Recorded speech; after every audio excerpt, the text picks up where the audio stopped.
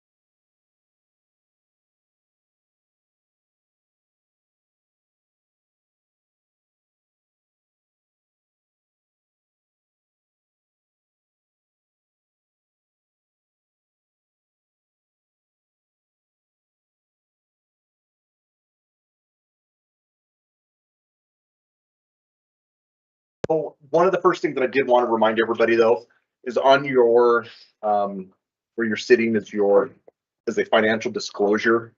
If you could get that filled out either tonight, if you can. And if not, please get that no later than the 20th. The sooner the better, would be perfect. So if you can get it done today, get it back to city staff, that would be even better. So just a reminder for that. Also, Fleur, we're starting leadership or pre-meeting next week at 4:30. Okay, so just making sure everybody knows that we're going to start pre-meeting at 4:30 next week, because we've got a few things we've got to go over. Okay, so just a reminder for that as well. Okay, meeting follow-up. Carter, do you have anything from the meeting? Actually, Your Honor, I don't have anything for that particular part of the agenda. Okay. Does anybody have anything from the last week's meeting that they'd like to follow up on? Questions, anything? No? Okay. All right, let's just go ahead and move on to the PTO program. Carter. Thank you, Mr. Mayor, and good evening, counselors. Nice to be with you this evening. PTO program is what we call the paid time off program, which is a little bit of a different approach as it relates to employees having the opportunity to manage their leave in a more generic state, if you will, compared to vacation and sick leave and those kinds of things. The PTO program was an idea that we've talked about a number of times in the past, and recently have had an employee committee reintroduce the concept and put a lot of work actually into the development of the model that you saw in your packet over the weekend. Tonight's goal is to make sure you're aware of what this is all about, what it means by way of changes for the employees, and give you the opportunity to ask any questions. We would like to implement the program in the new year for the employees and have that conversion take place accordingly, assuming council doesn't see any fatal flaws with regard to the approach that we're proposing. And so with that, Mr. Mayor, if I could defer to Tracy and Nicole for this discussion, I'd appreciate it. Tracy, Nicole, welcome. Yeah. Mayor, counselors, so Carter teed it up very well. Thank you, Carter. So currently in our rules and regs, the benefit for time off, we have disability leave, which is defined. So you can only use disability leave if you meet the definition of disability. So it's also referred to as sick time. And then we have vacation accruals, and that's based, the vacation accruals are based on your years of service. So we, like Carter said, we've had the idea several times throughout the years. In this employee committee that Nicole Carlson and Becky Nelson in HR led, really took the feedback of the employees on considering combining that into one bank so that there's more flexibility in allowing employees the ability to take time off. And with that, so we saw in that little handout with the bereavement leave, that's another thing that we've really looked into, is that depending on what type of loss there is, there wasn't enough time for grieving with funeral preparation and things like that. So we kind of broadened that definition and gave a special allotment just for that type of leave in addition to the combined PTO bank. As Carter said, we are looking to have this effective January 1st. We did have the subcommittee that led the efforts with the employee groups talk about it in their own work group, and then we had a booth they had a booth at the employee health fair during open enrollment to answer any questions. And the general consensus is that we have received is that employees are very favorable to this concept and what was proposed in the new policy. So with that, any questions? Questions from council for Tracy and Nicole, city staff? Okay. Doesn't look like it. All right, thank you. Thank you so much. So Carter, it will be effective January 1. January 1, yes, sir. Perfect. Okay. Awesome. All right. Utility rate model review. Carter? If we could only have this portion of the agenda go as fast as that did, I think we would all be blessed in that regard. Unfortunately, Can we make that happen? you can make that happen, absolutely. That is true. It's on us, I guess. Thank you, Carter. It's that time of year again, counselors, where we need to have a conversation about the enterprise funds and the various trajectories that we see the enterprise funds moving over the next year or two. One of the things that's different about this year and this cycle, if you will, that is over others, is that you recently have contracted with a group called Raptalis, who is doing some rate analysis for us and may indeed introduce some concepts into the rate modeling that we have traditionally employed and embraced over the last number of decades, that we would evaluate come spring, late spring timeframe. And so be mindful of the fact that while today's discussion will seem a lot like the traditional discussions we've had from time to time, we may have some pretty interesting principles being suggested as it relates to different ways in which we can approach our rate structure, potentially in the new budget year. So be mindful of those dynamics, if you will, as I set that table, obviously very, very generically right now for that concept. Tonight we need to talk about wastewater, we need to talk about water, and of course landfill and refuse. We're also going to touch a little bit as well on the wastewater treatment plant and go through those discussions and have some candid review with regard to some of the problems and challenges that we see coming up on our near horizon.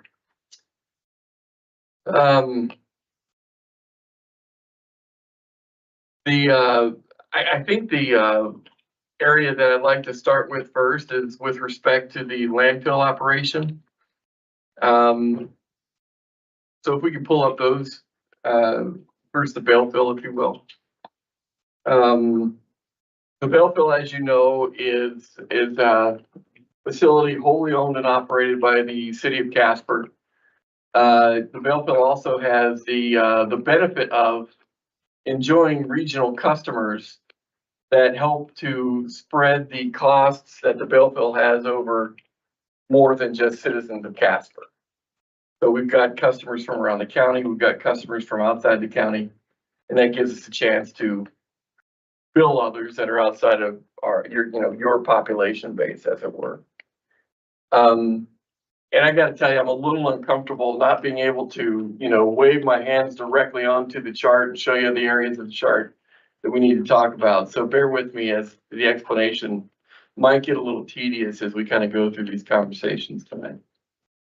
Just to orient you with regard to a lot of these lines that you're seeing here, it can get kind of confusing. So please, as we go through this, if you need to ask questions and kind of redirect some of the conversation, don't hesitate to do so. The bale fill is probably one of the more complicated funds that we have, enterprise funds that we have, business sectors of the budgets you oversee, in that the city of Casper is actually one of the largest customers of this, and that's met in part by the refuse fund, which we'll see here in a little bit as a sort of a partner to this discussion. But just to, like I said, reorient a little bit, the black line is the scary line here because that's where we start dipping into reserves. So where you see the blue line dipping below the black line, that does indicate that there's some reserve activity that generally we would not recommend unless we were trying to accomplish some larger objectives, which would be the case here in the bale fill. The green line is a target line, if you will, as it relates to capital goals that this fund attempts to accomplish. You'll notice the two lines meet in 2031 because that's when we hope to be ready for a landfill cell opening, which, as you can imagine, is a very big financial endeavor, as indicated by the space that it takes on this particular chart. So it's good that you see the blue line and the green line meeting at that point, because that would indicate that hopefully by that point we've met our savings goal at that moment in time. The other line that I would say is probably the most scary line of all and that would be the red line at the very bottom of your chart. When we dip below the red line, that is horrible, awful, and probably a huge dereliction in management, because at that point we're broke. We're not only losing money, we're out of money by that point. And so, you know, where you see space between the blue line and the red line, or, you know, above the black line, that's always good in my estimation. Unless we're taking that plan foray to try to accomplish some larger things here. The dotted line, which is a new feature this time around, is meant to demonstrate what it is that we tried to represent to you a year ago. So where you see that activity in the dashed line, that's where that's more of a reach back, if you will. So you can see how we performed with respect to what the blue line looks like compared to the dashed line over the past year. So dashed line is a year ago, blue line is accurate as we know now in terms of activity happening right now, and green line is what we're trying to target in terms of savings and performance and those kinds of things. Okay, that makes sense?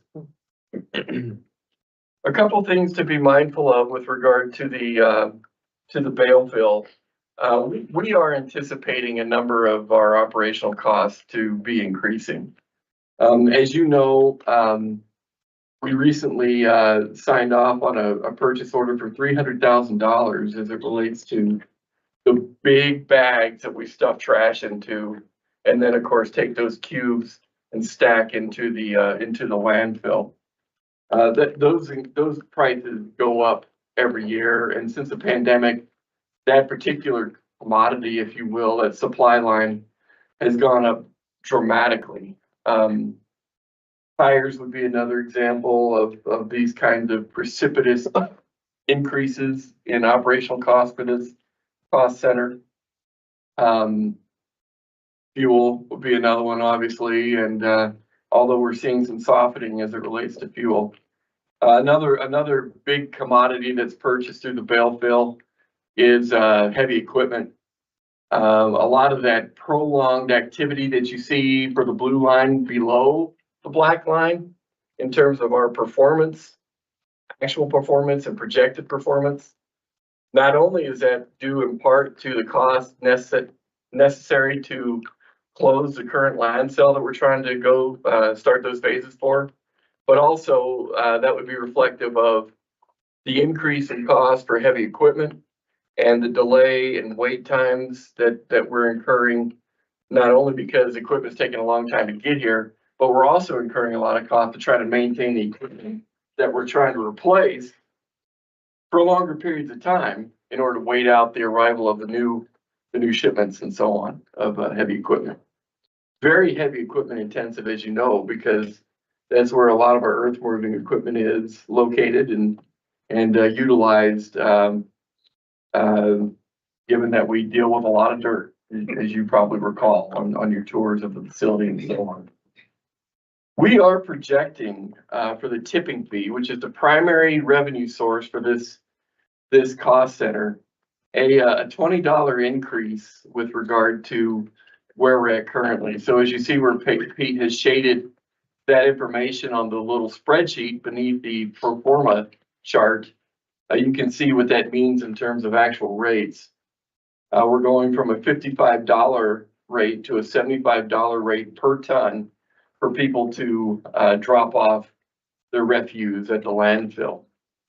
That is demonstrated not only for those who come in with truckloads and drive across the scales, but it's also the fee that haulers incur for the services they provide. So private haulers that go to a lot of our businesses around the community, the haulers that come to our houses, which are our employees and our equipment, those fees will be will have to reflect some of the increases that we're projecting here today. The reason we need those fees to increase, however, is again demonstrated by the activity that you see with the blue line. Ultimately, we need that blue line to meet the green line in 2031. Because that would indicate that we've raised enough savings capital in order to take on the significant expense of redigging a brand new cell and lining that cell with the appropriate material in order to receive waste and so on into the future. So that's a large part of why we need to consider rate increases. We need to start saving money in order to build those cells and close the cells that we are filling up and exceeding capacity in. So the blue line activity that you see in the near term, 24, 25, and 26, 27, we start to get back into making money in the latter part of 27, fiscal year 27. And then we start to save money leading up to that capital goal of being able to have enough money to reach into the opening business, if you will. The absence of raising rates would simply put not allow us to get to our savings goal by 2031. And the problem with that is if we don't meet that goal in 2031, we will be beyond the useful life of the current cells that we're filling up right now and not have a new cell to start lining and start dropping cubes of waste into. So we're real concerned about that time frame. As you can see, a year ago, we thought we would need to have that take place in 2029. Cindy has given a lot more analysis with regard to that construction and has determined we can probably smooth those expenses as well as that revenue over just a couple more years to where we can be ready for the new cell within a reasonable amount of expectation by 2031. So within that year, within the last year, pursuant to council's discussion a year ago, Cindy's determined with her team that we can probably make it to 2031 before we actually have to have construction occur. A couple of the other factors that you're going to want to be aware of here, this is not what I would consider based upon a real aggressive growth model. We're talking about a very moderate growth model in terms of customer expansion and so on. And so the reality is if we were all of a sudden to receive an influx of customers that we didn't expect, that could certainly help from a rate standpoint and a recovery standpoint.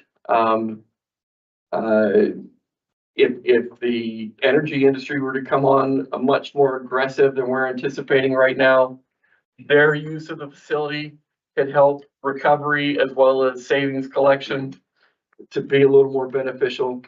We're anticipating a very moderate, balanced review over the next year in terms of any of those factors performing beyond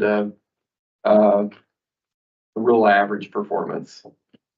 So we're not trying to bet on anything extravagant happening with what we're proposing here tonight. Any questions on the Baleville side of your business ventures? Yeah. So, thank you, Carter, for all the information. I'm sure it's something you all have thought about, but just something that concerns me is seeing how much in the past year are projected, stands up against reality. This timeline going out for another 8 years. I just wonder, if that's how much movement there's been in the past year, I can only imagine the movement there's going to be in the next 8 years. And so I just am looking for some reassurance on if you can provide any. I know you can't tell the future, but that's my concern, is that that's a big adjustment in the past year. And who knows what, will happen in the next 8. So could you be able to reassure commoners at all in that regard? Mr. Mayor, Councilor Gamroth, I appreciate that question. And the reality is, this can be a very volatile business segment for you. As we learned back during the days of the pandemic, as the public used their passes beyond anything we could project and so forth, that had really, I wouldn't say cataclysmic effect on the, on this particular cost center, but indeed, it was really hard to rebound from and recover from. So without a doubt, Counselor, you're correct. There are a lot of things that can happen over an 8-year period of time that can affect what happens and what we see here, particularly with that blue line. On the flip side, there could be positive things that happen as well. Inflation could soften quite a bit, which would definitely benefit the expense side of this discussion to the extent that, again, we could recover quicker and start to save money sooner, without a doubt. I don't foresee, however, the capital expense that we're anticipating for the landfill cell to be better than what you're seeing here. You know, I think the best thing that we could hope for would be a more graduated increase to that 2031 deadline, if you will, with regard to building those dollars necessary to make that construction happen. But certainly there's the opportunity for variations to occur between now and then, where that major investment needs to take place. So yes, we can see things happen on the negative. We can see things happen on the positive. The good news is you all are very willing to meet on at least an annual basis. We also talk about this during the budgeting process, where if we do see some wide variations take place, you'll have plenty of opportunity to respond. Go ahead, Kyle. Thanks, Carter. Thanks, Ray. Could you remind me when the last time was we adjusted these? I thought we passed utility rate adjustments on like in a biennium for 2 years. Is that correct? Mr. Mayor, Councilor, that's correct. The last time you made a resolution along the lines of adjusting the rates was 2 years ago. However, we do meet on an interim basis as well to try to save that space in the event we need to adjust rates in a different manner than what we projected during the beginning portion of the 2-year cycle. So you meet on this topic actually 3 times a year, because we go over this again during the budget process. And then of course, immediately in the middle halfway point of the 2-year rate cycle. Amber. Thank you. I have 2 questions. The first, looking at our previous projection, where we had a more aggressive timeline for when we would need to be able to open a new cell. It also looks like we anticipated a larger expense for the cell opening. I can't totally see the graph, but maybe like $1 million or so. Why are we imagining that, or did we overshoot that, or do we think it'll be less in 2031? What's the rationale for that? Mr. Mayor, Councilor, I would say that a part of that was with respect to the more aggressive time frame we were anticipating earlier pertaining to the construction of the new cell. That certainly makes a big difference with regard to what would happen earlier on in the scale here. Without a doubt, however, if we didn't smooth the expenses pertaining to the longer time frame that we would suggest otherwise, you would see a much more aggressive dip towards the red line or the blue line in order to make that cost occur sooner than later. While I am uncomfortable with the blue line sort of extending into 2028, almost beneath into the reserves and so forth, I do feel better about phasing that closure in order to gain that more graduated extended period than having a precipitous drop towards the red line that would bring us dangerously close to, throughout the reserves. So that'd be one thing that I would suggest in terms of softening those expenses, if you will. Cindy, however, is here and she can certainly add a lot more technical insight into the question that you have than what I'm able to provide if council would like more detail in that regard. Always, yeah. Good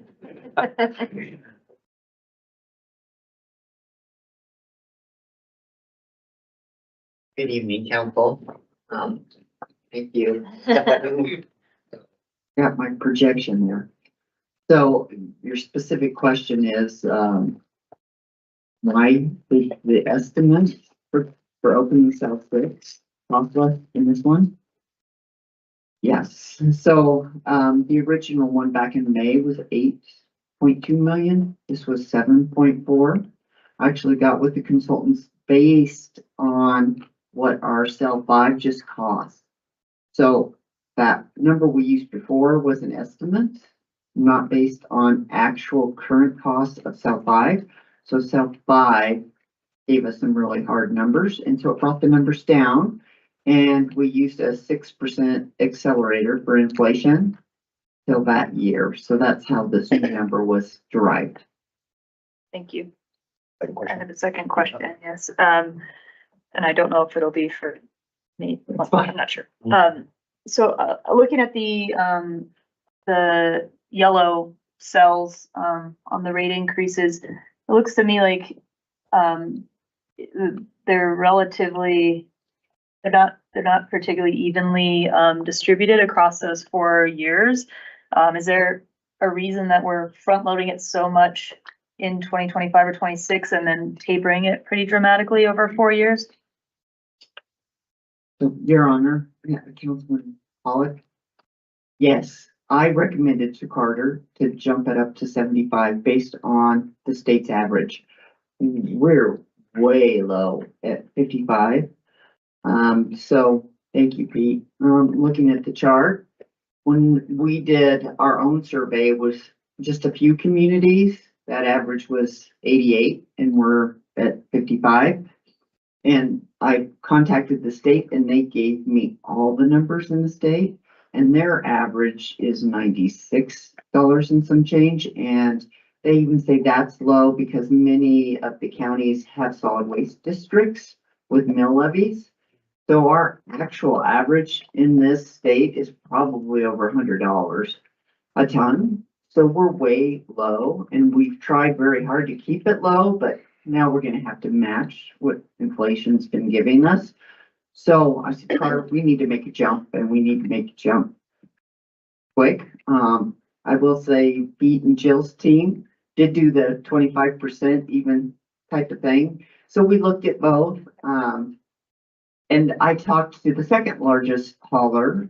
We're the first largest hauler. The city of Casper's refuse is Waste Connections, and they didn't even bat an eye at $20 because they know what they're paying around the state.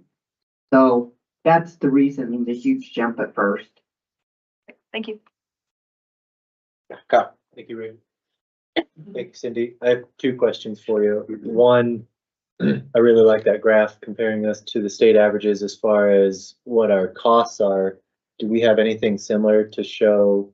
You said we're the largest hauler. Do we have any idea how we stack up on average compared to the other people in regards to their hauling? Like, I'm curious why Sundance, that kind of surprises me that Sundance has such a high fee. I don't know if there's something about that geographic region that makes it cost more, but. Your Honor, Councilman Gamera. It's interesting, so each of these communities can have their own personality, whether they have mill levies or outside funding come.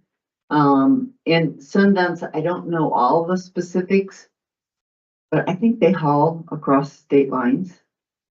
And so, they have a higher hauling fee to a landfill. So that's all included in their costs when they don't own the landfill in this chart. So that's for that specific number there. It's unique to them. Fair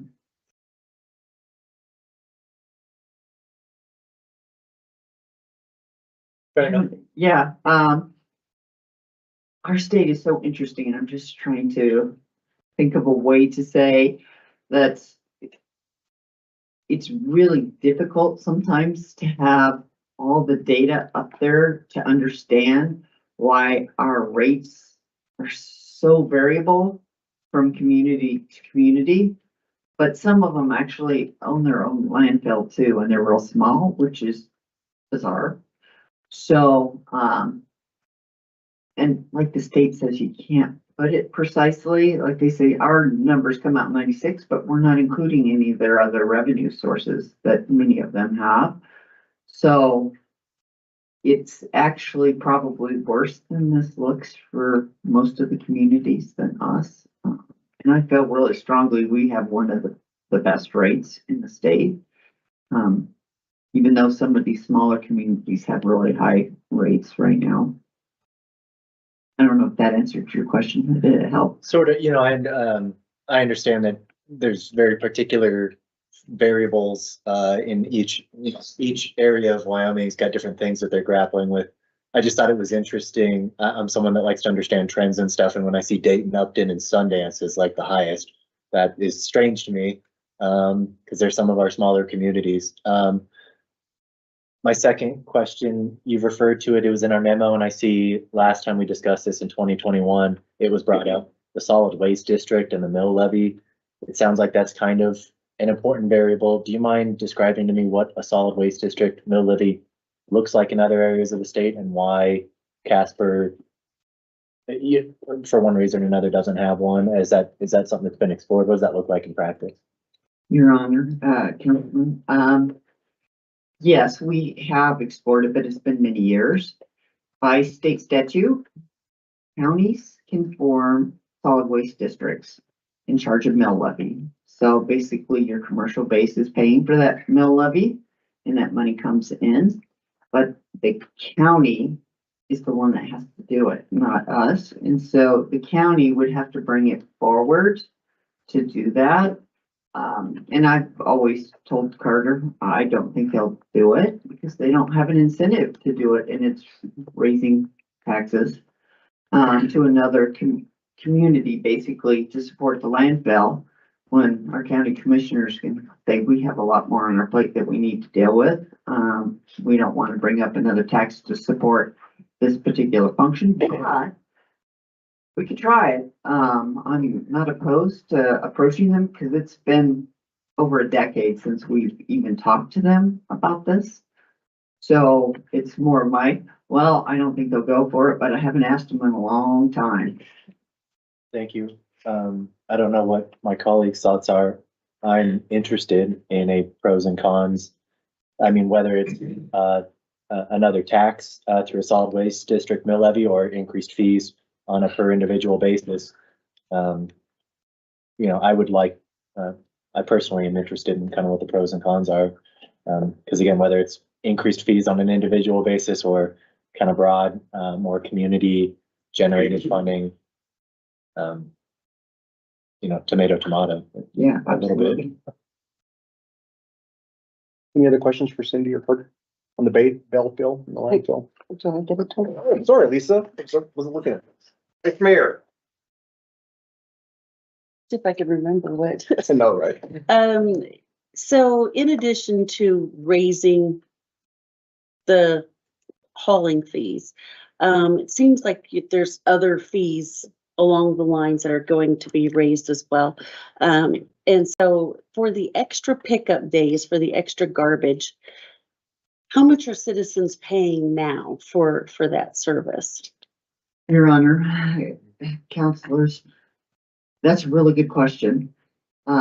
Because who pays this fund are the haulers. It's not your individual citizen. So your individual citizen pays a monthly trash utility fee. And right now, I think that's at $25.50 a month. So what you're paying for is weekly trash pickup, your routine, your extra collection. You also pay for your bail fill pass that he mentioned went bonkers during 2020. And there's some other things that it actually covers as a citizen that are, you would think, more of a landfill thing because you're getting a free pass. Electronics are free out there because of that.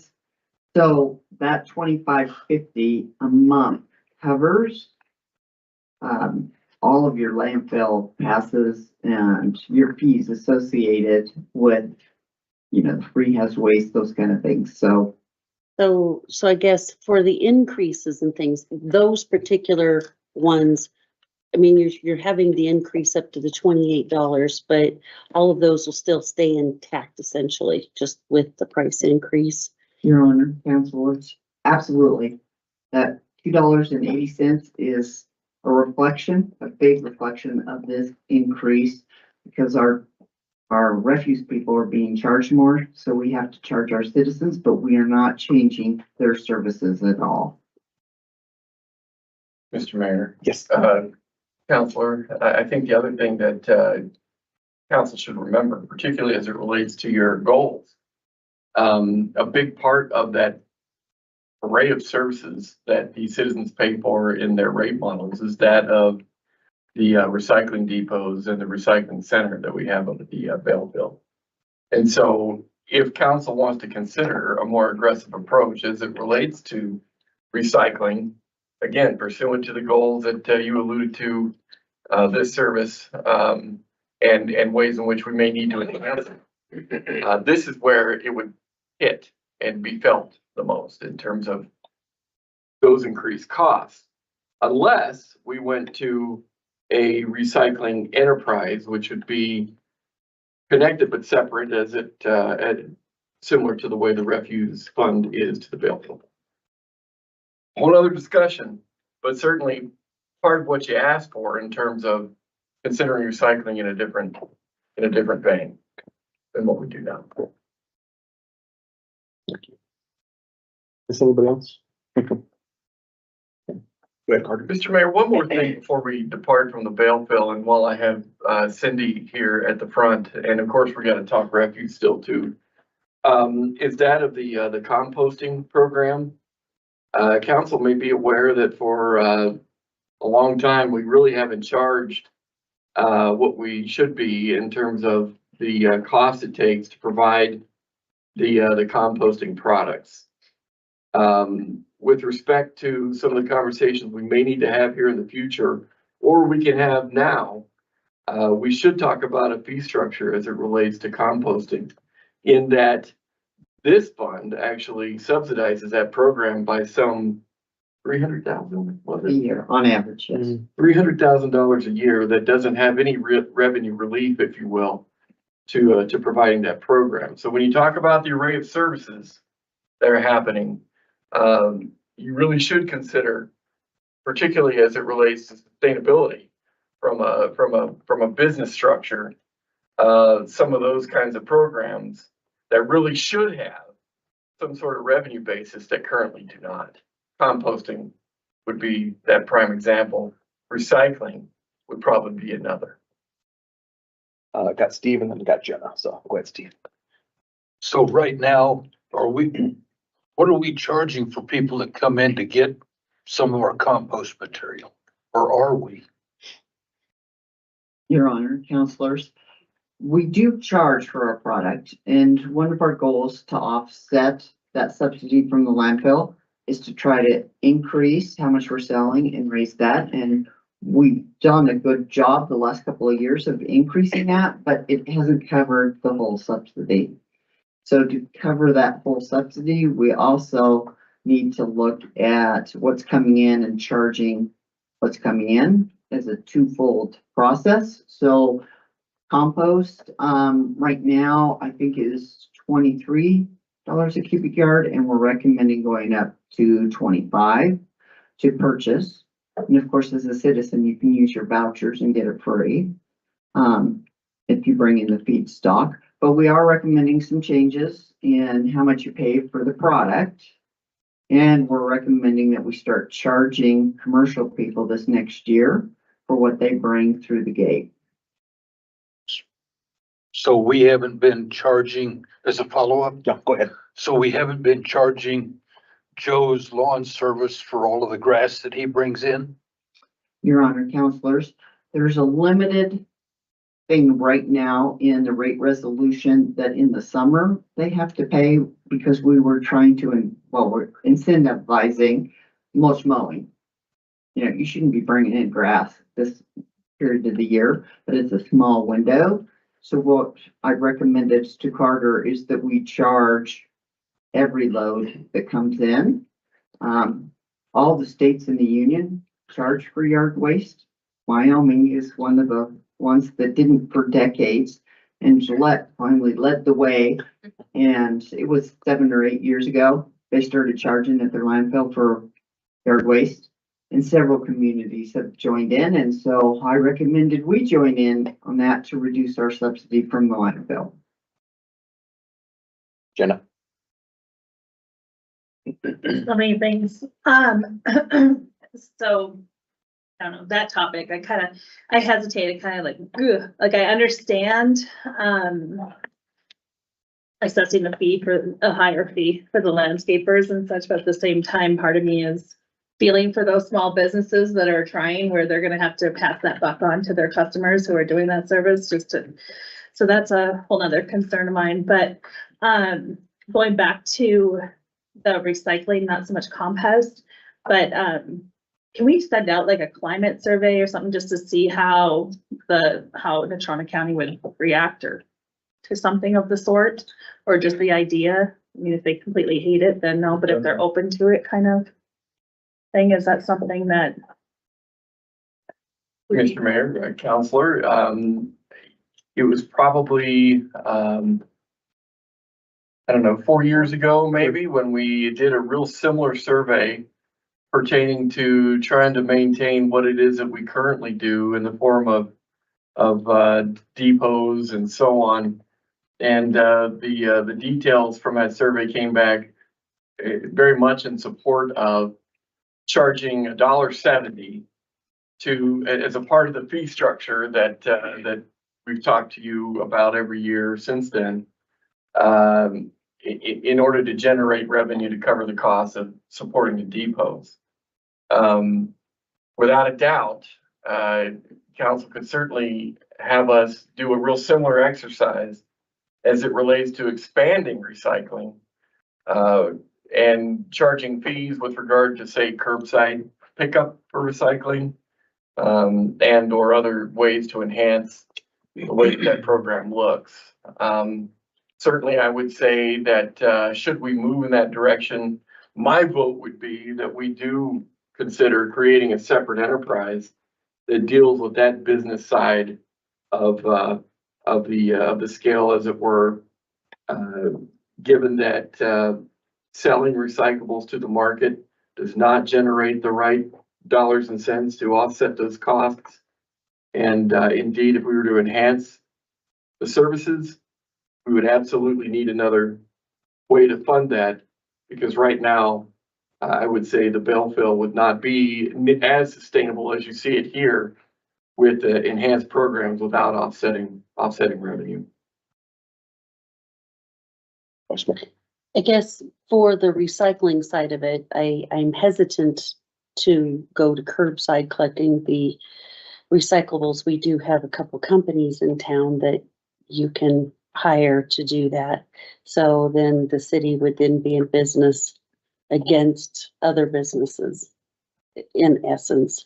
But I think that probably looking at putting a pay center, I'm not sure, something at the recycling depots would make sense. I'm not sure. I'm just thinking about one of the money, you'd have to put a gate and a machine, they plug in a couple of dollars and opens the gate kind of a thing. But the machine itself is going to be several $100,000 just to get for one. So I don't think that makes a lot of sense. Thank you, Ray. Thank you, Carter, for the information. We did do that survey in May of 2020, by the way, and it was overwhelmingly 1,500 respondents from the city of Casper. They wanted to keep the depots open the MRF, and raise rate to $1.70 a month. The curbside option was the second most popular at 23%. That would have been an additional $17 a month, and it would have removed the depots. Just for folks' reference. These spreadsheets make sense to me when we're going through them, but when I'm looking at the numbers, when we did this last time, December 21, our residential trash collection fee was $19, and we're talking about boosting it to just over $31, which is a 65% increase over what will be, 4 years. And so I guess I'm trying to wrap my head around. I understand inflation and I understand I think I understand at least elementary, the trade-off between bale fill and solid waste and the use of passes. And I understand that COVID, everyone was going up to the depot, and that's super strange and out of character for our community. But I guess I'm just still struggling to wrap my head around the fact, like how, over the course of 5 years, how does residential trash collection increase 65% just to keep us like at our baseline? I don't know if anyone can answer that question for me. It is just an unfortunate, I guess, reality of the world we're living in, but does suck. Maybe, Mr. Mayor, if we could, with regard to that particular question, we could walk through refuse a little bit and hopefully dissect some of that. Sure. That concern, which I would agree. Amber had one thing. Sure. Okay. Kyle said what I was gonna say. Sure. Okay. Perfect. Okay. Okay. Well, just to remind everybody, every time one of the solid waste trucks drives over the scale at the bale fill, the bale fill charges this fund that tipping fee per ton that our solid waste truck deposits in the landfill or the bale fill or whatever. And so that tipping fee then is carried through this fund to all of our curbside customers throughout the community. So the refuse fund is really the fund that keeps up with that activity alone.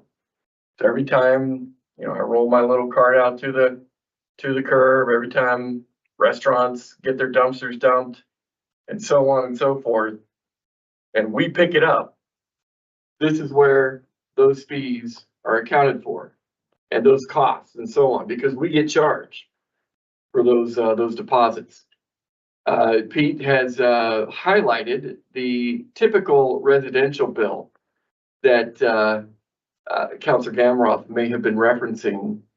As it relates to a typical residential bill, the rates that we're suggesting implementing at this point in time, which you can see is a 6% increase, that would amount to just about $2.80 per typical residential customer. I'm sorry, am I getting my lines mixed up? Yeah, that was last year. Yeah, I'm sorry, 11%. 6% is what we just are wrapping up, right? Correct. Yeah, thank you. Still, my math is the same. $2.80 is what we're looking for in terms of the typical residential bill. Some will be more, some will be less. Commercial customers will see a different split. But for the typical residential customer, that's what we're expecting. As you can see here, there's a number of differences as it relates to what we experienced a year ago pursuant to what we're dealing with right now. Again, looking at the blue line compared to the dotted line. Cindy's done a great job in terms of helping us to allocate capital more appropriately so that we didn't see the foray into the reserves that we projected we might a year ago. And so from that standpoint, I'm really happy to report that we're looking a little better in that regard. However, we do anticipate needing some reserves in order to perform, as you can see in 25 and 26.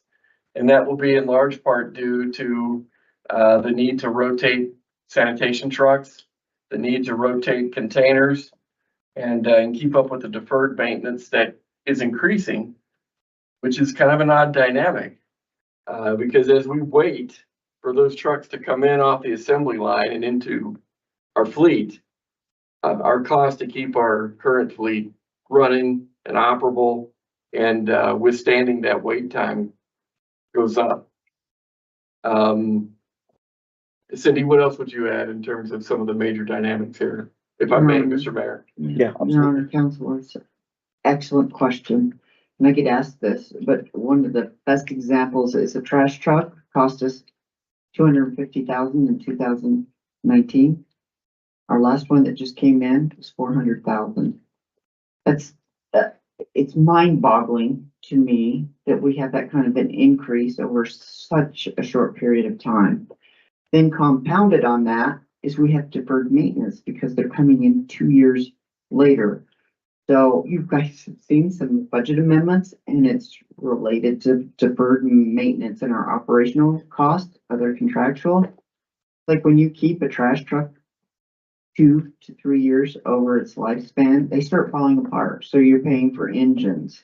And it's just mind boggling to me too. So I get how can these rates be doing this? Cause I resist, in the landfill for so long. I go, we finally got to do it. And everybody else has done, as you can see on that chart, that we're still very low on the landfill side. And we did it in refuse right after COVID with that 26%. We just did it sooner. It is mind boggling and that's the way the costs are coming in. Unfortunately, and it does stink, like you said, it's just, I hate it personally that this is happening. And my team thinks it's going to level out a little in 2 or 3 years. I am hopeful that that happens because we, as a culture, can't keep doing this, increasing, and the other utilities on top of it in our community. So I get it.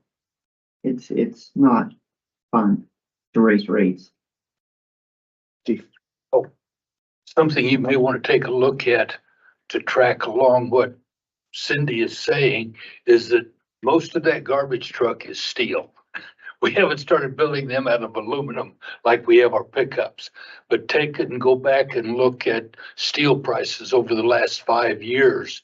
And I will think that that's where you will find a bulk of it. I believe it was when you were acting, there was one of our bids that came in and you said the increase in that was 80% in materials and only 20 in labor, just in what, a year and a half, I think it was.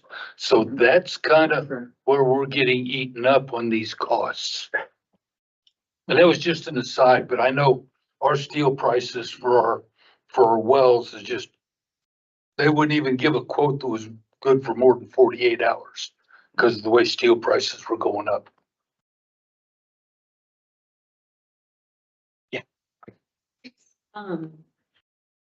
Quick comment and then a question. Yeah, absolutely. I didn't say it before, but on the tipping chart, love that green line so much more. Thank you for that. Second question, I feel like I might have asked this question last time.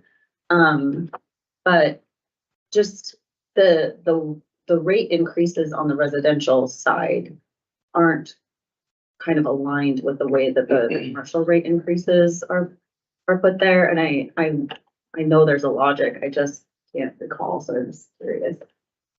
Your Honor, counselors, there is. Again, I recommended this to Carter. We have a monopoly on a residential, and our residential averages are very close to the average, where our commercial is right on that, if not a little bit above in some cases. And we like to set, we do set goals to try to increase our commercial by 3%. It's becoming more and more challenging. We've had 7 different haulers come into our community that do what we call on-call containers and construction containers. So we have a lot more competition than we used to on the commercial side. So I don't want to price us out. And that's why you're seeing it less on the commercial side than the revenue projections on the residential side. Anything else? You have more on this, Carter, on the refuse? Let's see, pursuant to one of the questions that, one of you had, can we go back to the other chart, please? You'll notice that, the blue line starts to ascend above the black line in 2027. for me, that feels, uncomfortable. Even though we know that, we have that from time to time, particularly on a planned, methodic basis. Council can certainly dictate when in fact that recovery takes place. And that is by virtue of how you want to manage those rates. So if indeed, you wanted to see that recovery take place sooner, the way that we do that is look at rates. And sometimes that mix between residential and commercial is a way to look at that more aggressively, or effectively, however you want to look at it. But if indeed that foray into the reserves is longer than you'd like to see, you have the option of being able to clear that up and make that happen sooner if you'd like. I just want to point that out because we do have some dipping into the reserves here that lasts for a period of a couple years that you may or may not be tolerant of. Anything else on this specific? Yeah, go ahead, Amber. This is probably obvious, but why is there such a discrepancy between our 2023 and 2024 projected balance and our actual? Mr. Mayor, Counselor, I attributed it to Cindy's more proactive management with respect to some of our capital needs that helped us to avoid that foray into the reserves. Cindy, do you want to add anything to that, however, beyond my broad characterization? Your Honor, counselors, Carter's absolutely right. I was being really super conservative when I did this before, and so I was using more real numbers, of course, on the blue line. So that's why the difference is we're being more precise and trying to do a better job of being more precise with data we have to date than projecting what's going to happen 2 years from now. Anything else? Carter. All right. Well, if we could switch gears a little bit then from, No, go ahead, Steve. So if we wanted to change any of these, we would need to do that now, or do we do that at budget time? Mr. Mayor, Counselor, I'd say getting that direction as a feature of these discussions would be the most helpful. Absolutely. And I would also tell you, if I may add to that a little bit, if indeed we want to talk about recycling a little further, is this the fund, Cindy, that would be sort of the epicenter for that, or would that be more of a bail bill side discussion? Carter, Your Honor, counselors, it is refuse. Right now, refuse has 3 programs and one of them's recycling.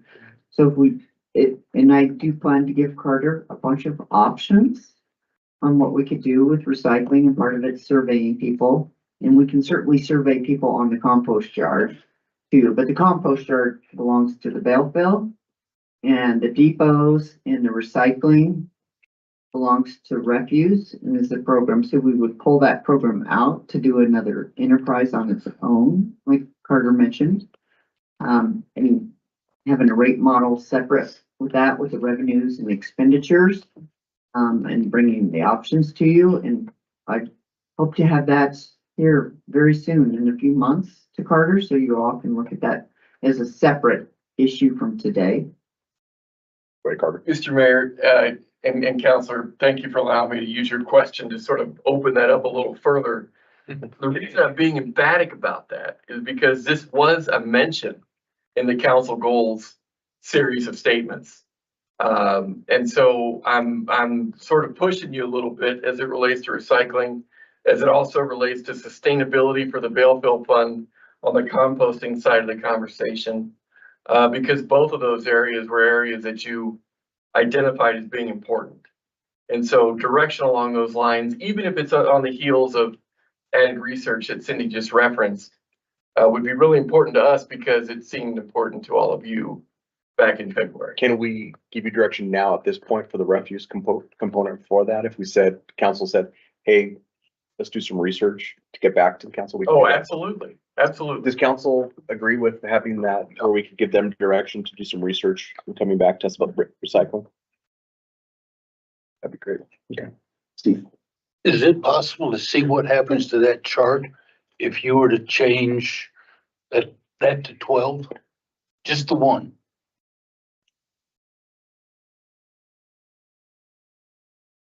Counselor, from what I see, Mr. Mayor, recovery does start to enhance, even with that 1 percentage point difference. It doesn't put the fund in the clear by any means, but that recovery is enhanced with that element of consideration. Jenna, was going to ask. And this is probably falls under your research thing, and maybe you don't know right away, but before we get too deep into the whole recycling thing, is there an end market for recyclables that is kind of close to Casper? Or are we shipping these, because obviously we can't ship them overseas, right? So before we get too deep, I'm just curious where the end game is. You're under counselor. Collecting it's one thing and getting rid of it's another. One reason why it's hard to recycle in Wyoming is we are so far from markets. Right now, most of ours goes to Denver and then it's dispersed through a bigger broker. For example, like cardboard, it goes to Denver, then it goes to Washington. And we actually get more revenue than sending it to Salt Lake. So different brokers give you different prices. But it's definitely where a lot of our costs occur is because of the transport to get them to markets. And that's why we don't recycle everything. We have the list of commodities that you all have chosen over the years to recycle. So definitely a big cost for us. And you know, it used to be, I can remember these times. We don't recycle in Wyoming. Everything goes in the landfill. We got lots of space. So I like to think of it, it's a service to our communities because they want to do the right thing, but it costs because it is a service. So you're right on by thinking it's costly because we go out of state. several years ago, we had this conversation. I think we were trying to figure out transportation of like electrical things. If you remember that, Cindy, we were Yes. doing that. We went and we were like, we finally came to the determination that it was just too expensive for transportation of a lot of it. And we spent a little bit of time trying to figure it out because there were a lot of people that wanted to recycle this stuff, but we're just like, there's something we can do. It's just too expensive. It's not cost effective. But I think part of the research that we can get from this could give us some direction on what directions we need to go. Kyle? Thanks, Ray. Yeah, part of that research, I'd be curious if, say, we choose not to recycle at all. My guess is since that would all end up in the landfill, we'd have to open cells more quickly. So I would like, if we can work that into the research, Absolutely. we pull back on recycling. What does that do to our timeline for opening cells and stuff would be helpful. Yeah. I feel like this is the can forms that I'm just gonna jump right into here. But the conversation about composting too and establishing a separate enterprise, I mean, I'm curious about like more broadly accessible composting services too. And I can kind of only imagine it just adding to the problem cost. But I mean, I've lived in communities that have like curbside composting and it's amazing. Also contributes significantly to reduce waste. So I don't completely understand the business model there or how it fits into research, but it just is connected tangentially. So I'd just be curious what, or if there are any opportunities in exploring that alongside the recycling. Yeah, counselors and Carter, we did do curbside yard waste pickup for a year. Tom Forsland approved it. And to recover the capital infrastructure for the containers that we would have, it was recovered over 5 years. John Patterson came in, he did not like it. He had bad experiences with recycling in Salt Lake. And so the program stopped. So we have that program shelf ready and it is in our business plan to bring that back. I could certainly add that to the research and bring that part back with the composting and yard waste curbside also. Absolutely. Go ahead. Okay. So with that, thank you for that. I didn't know.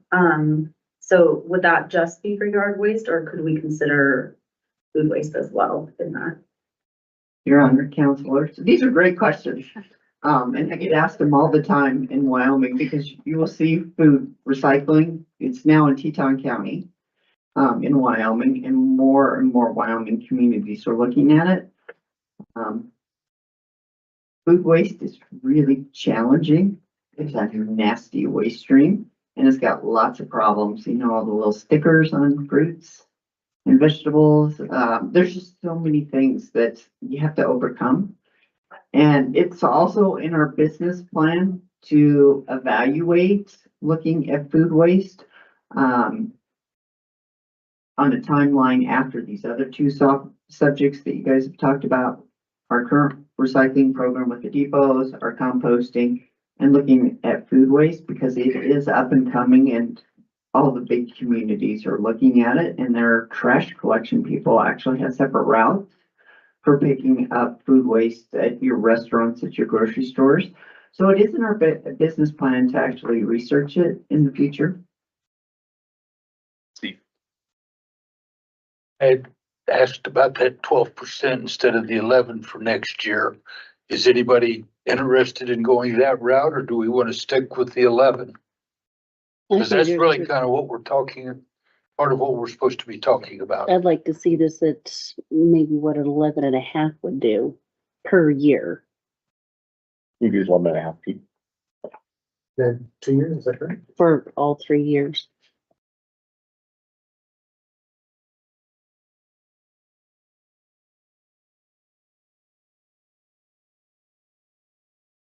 And if I'm just on residential, correct? Right. So does council have the stomach to raise that by 0.5%? Steve said 12, Lisa said that, or we just leave it at the 11% recommendation. Yeah, Amber. I think I'm comfortable anywhere in that range, though I will say at the 11%, the amount that we're dipping into the reserve doesn't make me all that uncomfortable. It's relatively minor and we recover over time. It's not dramatic, like we're plunging down there or anything. So I don't feel like compelled, like we really need to get back up above that black line right away. But I mean, I think anywhere between 11 and 12 is reasonable. So Carter, I guess as a kind of staff recommendation, you guys kind of came with 11%. I mean, what is staff's comfortability with if council, let's say we, on the other side, the highest side, 12%? Mr. Mayor, that one change of Councilor Cathy suggested doesn't bring me a lot of heartburn, nor does this either. I think it's gonna be a fairly minor change for the public, you know, above and beyond what it is we're already proposing, which a lot of the public won't like either. But to not do anything would certainly be way too dramatic of a business response to ignore. Let's see. If I'm looking at that right, by, what would it be, 25, we're at the same price either direction, aren't we? With the 12 and 11 and 11 or 11.5, 11.5. If I may. Over here on the typical residential bill. Oh, sure. That 3170, I thought was what it was when that one where you is now was 12 and then 11 and 11. I think it still wound up at 3170. So you're at the same place either way you go in 2 years. So let's just, so the line stays the same, which I like that blue line. So I can live with either one. so is council amenable to the 11.5 then, if we just split hairs there with 11.5? Cindy, Carter, you guys comfortable with that? Absolutely. I think you kind of like that a little better than where it was, don't you? I would sit a little closer. That is nice. Okay. Anything else? Did I miss anybody? Just want to make sure. I don't see some hands up. Okay. Carter. All right. Thank you. Thank you. Well, so we've Thanks, taken, Cindy. it sounds like a couple directions here pursuant to these parts of your business, ventures. Number one, bringing back some data as it relates to recycling is something council would like to see. And number two, just a slight adjustment there in what it is proposed. And I think that's all I heard. We're gonna try to include a composting component, if you will, with regard to the research we're bringing. Great. Yep, that's So I'm fine. seeing everything correctly. Yep. Okay, That'd be great. all right, thank you. Let's go ahead and switch to the water fund then, if we could. And I'll have Bruce and Tom come up, because I'm sure we're gonna need some of their guidance as well.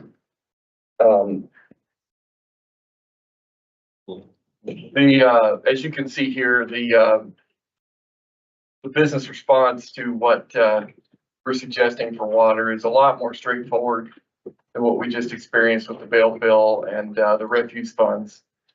The green line is gonna have a lot less meaning in this demonstration than in the previous demonstrations, and really it's meant for internal discussion more than anything, because this perspective doesn't really provide that much insight there. But of course, the thing that I want to bring to your attention primarily is with regard to where we thought we would be a year ago and where we're at now. There's a lot of interesting things that have happened in the water fund from last year that I think you should be aware of. In terms of the user fees with respect to what it is that we collect through this fund, we actually did a lot better than we anticipated we would a year ago. Hence the reason you see that blue line performing better than the dashed line there. I wanted to also bring to your attention the idea that you supported more than a year ago, actually, where you allowed us to start getting more aggressive as it relates to zero reads and delinquent notices and those kinds of things. We do project that that is helping this fund as well. And so from a revenue standpoint, a cost containment standpoint, that support that you offered and allowed for us to pursue, we believe is being beneficial to this fund and therefore beneficial to the overall rate proposal that we have to consider. You should note also that a lot of the capital that we anticipated a year ago and more, we had to roll forward in that we didn't get it done. And so that's having a lot of impact with regard to where that dip in the blue line takes place, but still taking place in a fairly positive position, in my estimation. I should tell you too, we've talked in the past a lot about investing funds a lot more appropriately and effectively and so forth. You will see in water and sewer those benefits as well. Interest income is coming forward in a lot more productive fashion than we've seen in years past. And I'm really grateful for that and Jill's team and the investment committee that you've deployed as well to bring forward those benefits. The other thing that I should point out for you to recall, it was said a lot in years past that the solid waste funds, if you will, were benefiting and are benefactors of 1 cent. The reality is that's not exactly accurate. Water and sewer are certainly benefactors of contributions from 1 cent, and that was very purposeful. That was driven by direction from the community.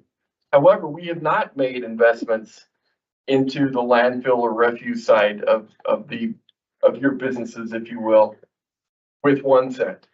And so I wanted to make that distinction really clear, because indeed, without the $2 million, or whatever, is it 2 or 1.5 that we put in on the water side? Let's see, it was 2.5 when the 1 cent number 16 Thank you. per year. Gotcha. And now it's 2.175. thank you. All right, very good. So that $2 million that you put into the water fund has a lot of benefit, and not the least of which would be a softening of the rates that would otherwise have to be considered if that capital was not taking place as a result of those 1 cent investments. The other thing that you should be aware of, particularly as it relates to the water fund, and you all heard this before, we actually buy water from the regional water operation. And so you can anticipate to spend anywhere between $8 and $8.5 million as it relates to the water that we put through the pipes to our citizenry. You also know that we do not own that plant, which is different than the wastewater side, and we'll go into that here in a little bit. Water is a little bit of a different creature in that regard, in that this is really just our efforts to try to recapture our costs to send water to homes and businesses throughout the community. Not really to produce water like many cities and towns do throughout our state. We are recommending a 5% increase, as you see here, where Pete has highlighted on the screen. We anticipate that that is largely to keep up with regard to the rates that Regional Water has suggested for the purchases that we make from them. With respect to, you know, the various inflationary pressures that we're trying to keep up with and those kinds of things as well.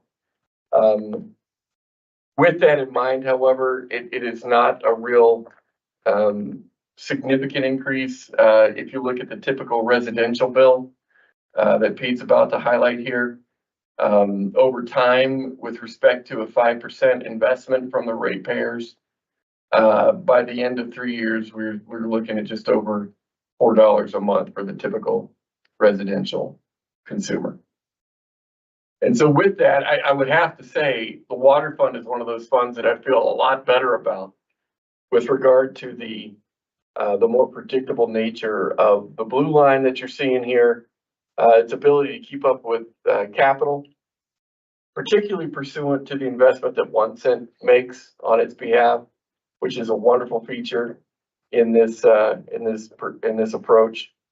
And again, that allows us to keep our rates way more moderated than what maybe other communities are seeing.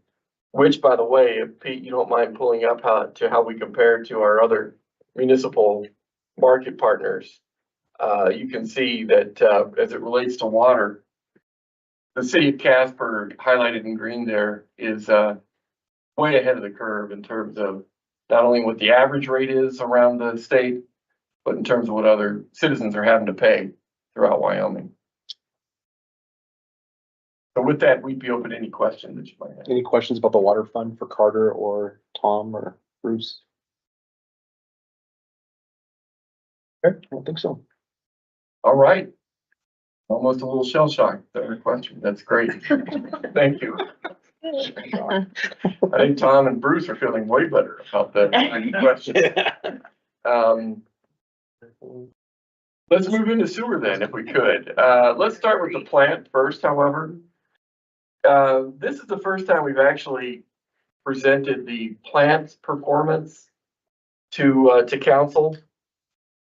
The wastewater treatment plant is different than a regional water treatment plant in that the city wholly owns the wastewater treatment plant. And we actually get charged by the plant fund, as it were, for the sewer services that we consume.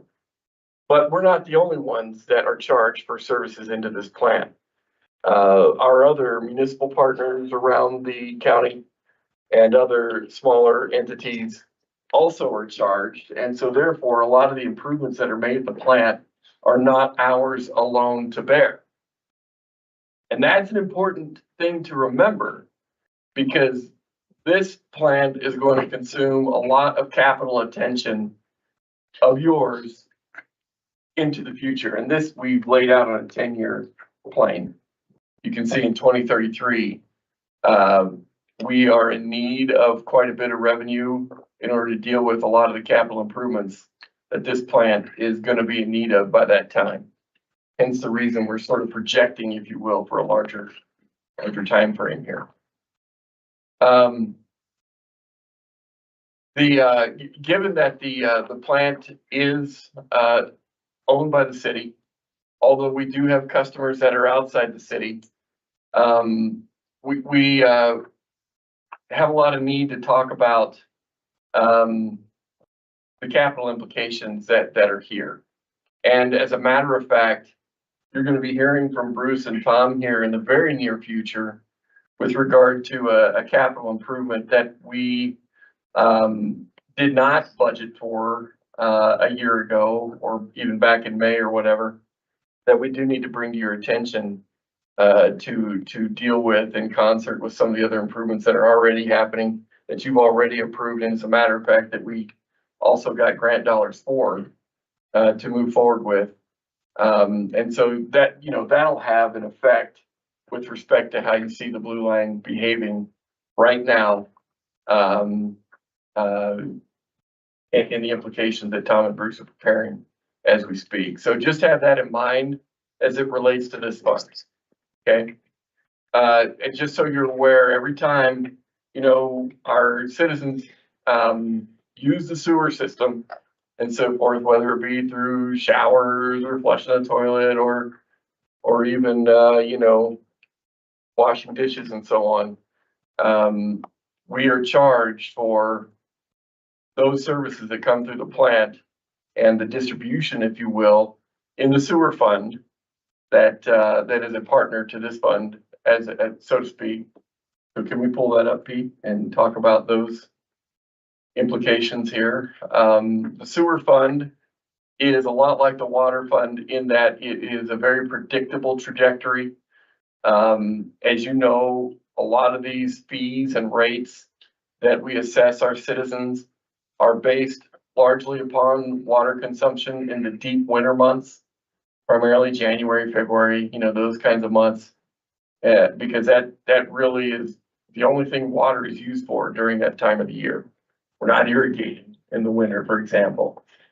So the purchases of these services take place during that time frame. And as a matter of fact, we actually got quite a few more dollars than we anticipated based on consumption during those months, to the extent that we actually received $1 million above what it is that we budgeted.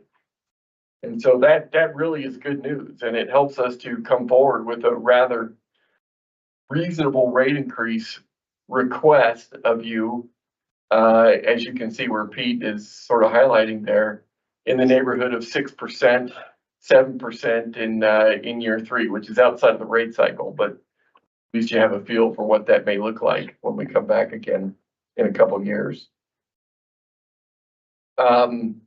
As you can see, that does not amount to a lot of financial burden pursuant to the typical residential customer. You can see the differences there, pursuant to what they're currently being assessed. However, that is aided in part by the revenue that we are able to procure through 1 cent as well. And while those numbers are smaller than they've been in previous 1 cent cycles, they still are very, very critical to helping us keep up with line replacement and, you know, pump station repairs and those kinds of things that without 1 cent would be really, really hard to do. So what questions can we entertain about the wastewater collection system? Anything about wastewater with parking, Tom, or is there anybody? I assume we're gonna go back to the Hobbs plant. We certainly can. We can talk about capital there if you'd like. As I mentioned earlier, we will be bringing forward a capital proposal that is fairly expensive, but really critical to do here in the next couple meetings. Well, I know back on the water treatment, wastewater plant, we were showing that big gain. Can we see a little bit further down to where our expenses were gonna be, or do we? Absolutely. And Tom, if it's okay with you, Counselor, if I can have Tom and Bruce kind of walk us through that a little bit, that'd be great. I was gonna say, isn't part of that in anticipation of some of the new EPA effluent regulations that we're anticipating coming along for heavy minerals, primarily selenium removal and some of those types of things? Mayor, members of the council. There are some regulations coming down the road. But 8 years ago, we tried to take a close look at those, and we thought in 8 years they'd be queued up and ready to go. Here we are 8 years later, and DEQ has still not queued them up, and they're still not ready to go. We spent 5 hours with Jacobs Engineering, who worked on the last capital facilities plan for the wastewater treatment plant 8 years ago, and they still said, we're not sure. The good news with selenium is that it looks like it's way further out than what we originally thought. And the North Platte River, as it goes through the wastewater treatment plant, is not, can't remember the official classification, but it's not in a critical state as far as selenium goes. So selenium isn't as big an issue, and there's quite a bit of debate on other nutrients.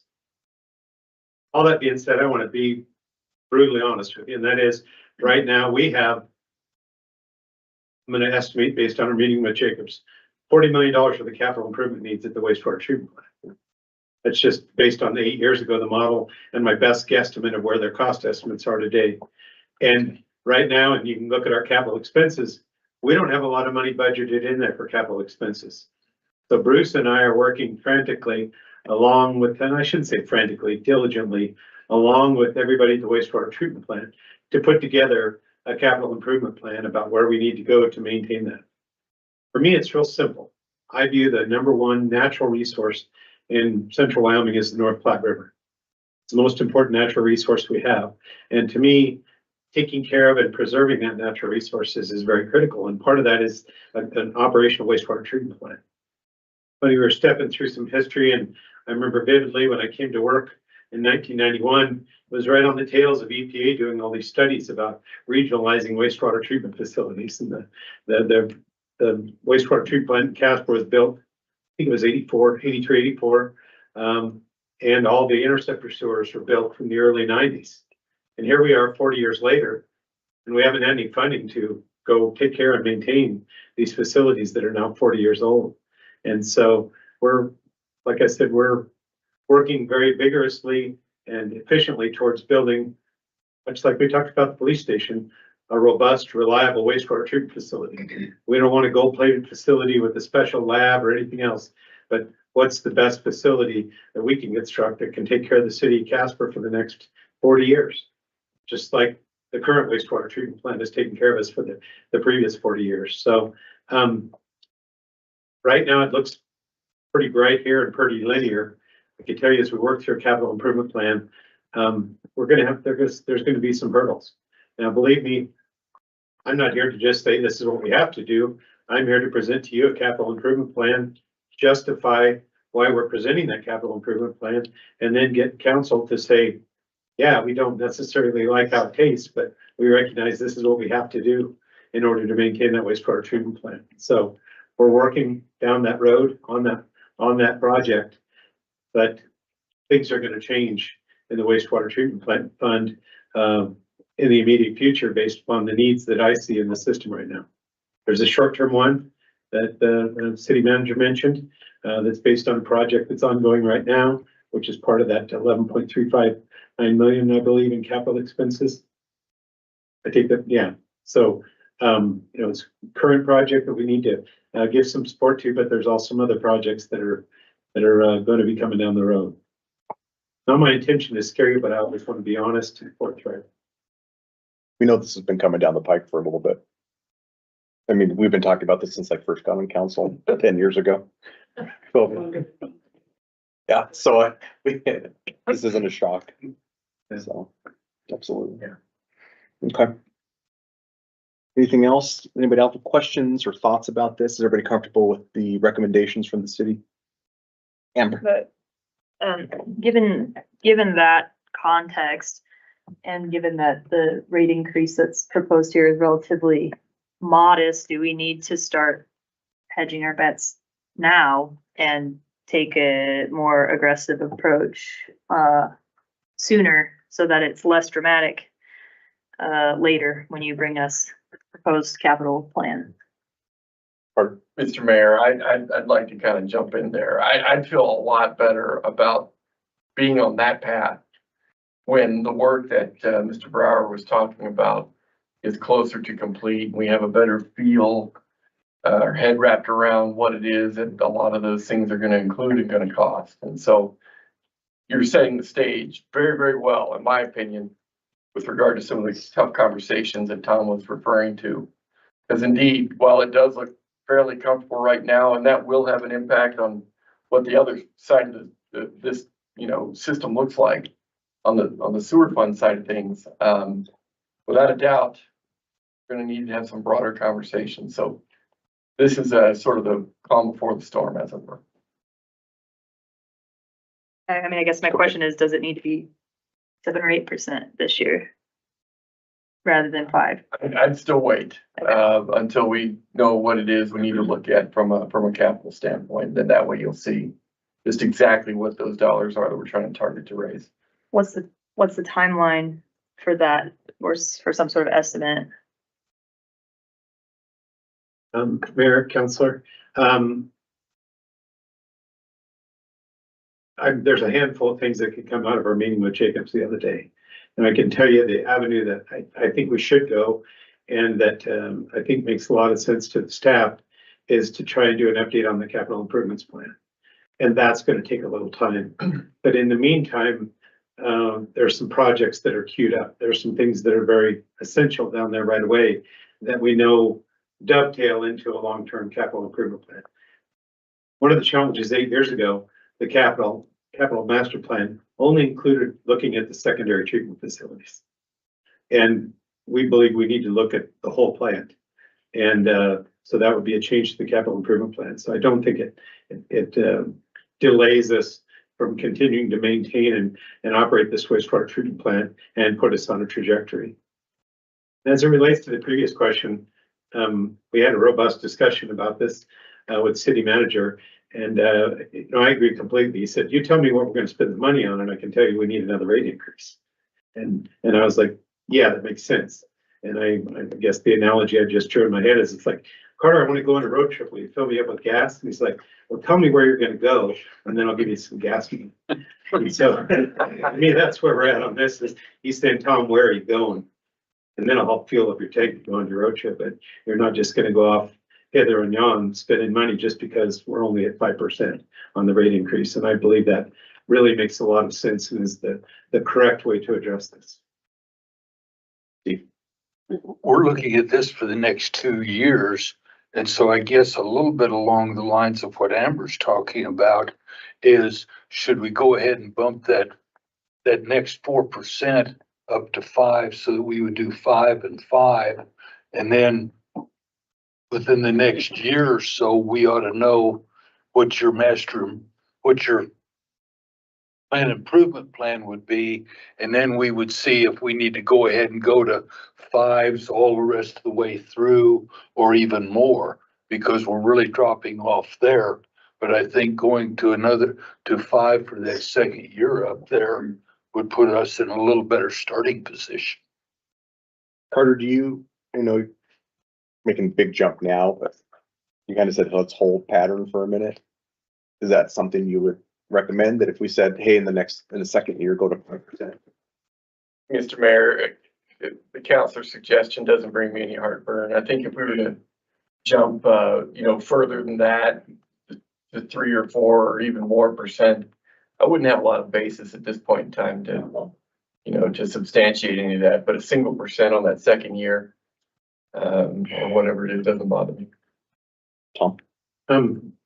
City manager and mayor and members of the council, it's important to keep in mind what the city manager mentioned at the beginning of this, and that is that we've engaged Raftellus to do a water and sewer rate study for us. Okay. And so that's going to be done in about the May timeframe, and we'll have some robust discussion about that. Hopefully some more information towards the capital improvement plan. So our plan moving forward is that these water and sewer rate increases may not be for a biennium, that we're revisiting this a year from now based upon the Raftellus model. Because the Raftellus model really gives us a lot more granularity than this analysis does. I mean, they're digging down into individual personnel and where these costs, where they rise or where they appear in our different rates. And so we believe that there's a lot of information to be gained from Raftalis. So keep in mind, I think our intention is to come back in front of this council a year from now and present, even before a year, 6 months from now, present the Raftalis rate study, and then a year from now, present the outcome of that says, oh, we've adjusted our rates, just over 12 months instead of 24 months, based upon better information, more detailed information. So what I'm hearing is I think it's okay to stay where we're at until we hear more about the research and recommendations. Is that what I'm hearing, Tom? Mayor, councilors, absolutely. I agree completely with the direction that the city manager gave me the other day, where he said, we need to know where we're going before we just start dramatically increasing rates. Okay. Council okay with just keeping it where we're at until we start hearing? Okay, perfect. With further explanation, Perfect. Yep, I'm good with it. sounds good. Okay. Yeah. Anything else, Carter? No, sir. About this? Any questions further, everybody? But I kind of saw your hand kind of jet up. You're good? Okay. Okay, all right. Thanks. Thanks, Tom. Thanks, Bruce. Nope, my whole comment along those lines, he's talking 40 million and I don't see 40 million on that chart. It's not there. Yeah. But I do like, Mr. Brower's approach is to begin with the end in mind. Yep. So I think that is an excellent plan.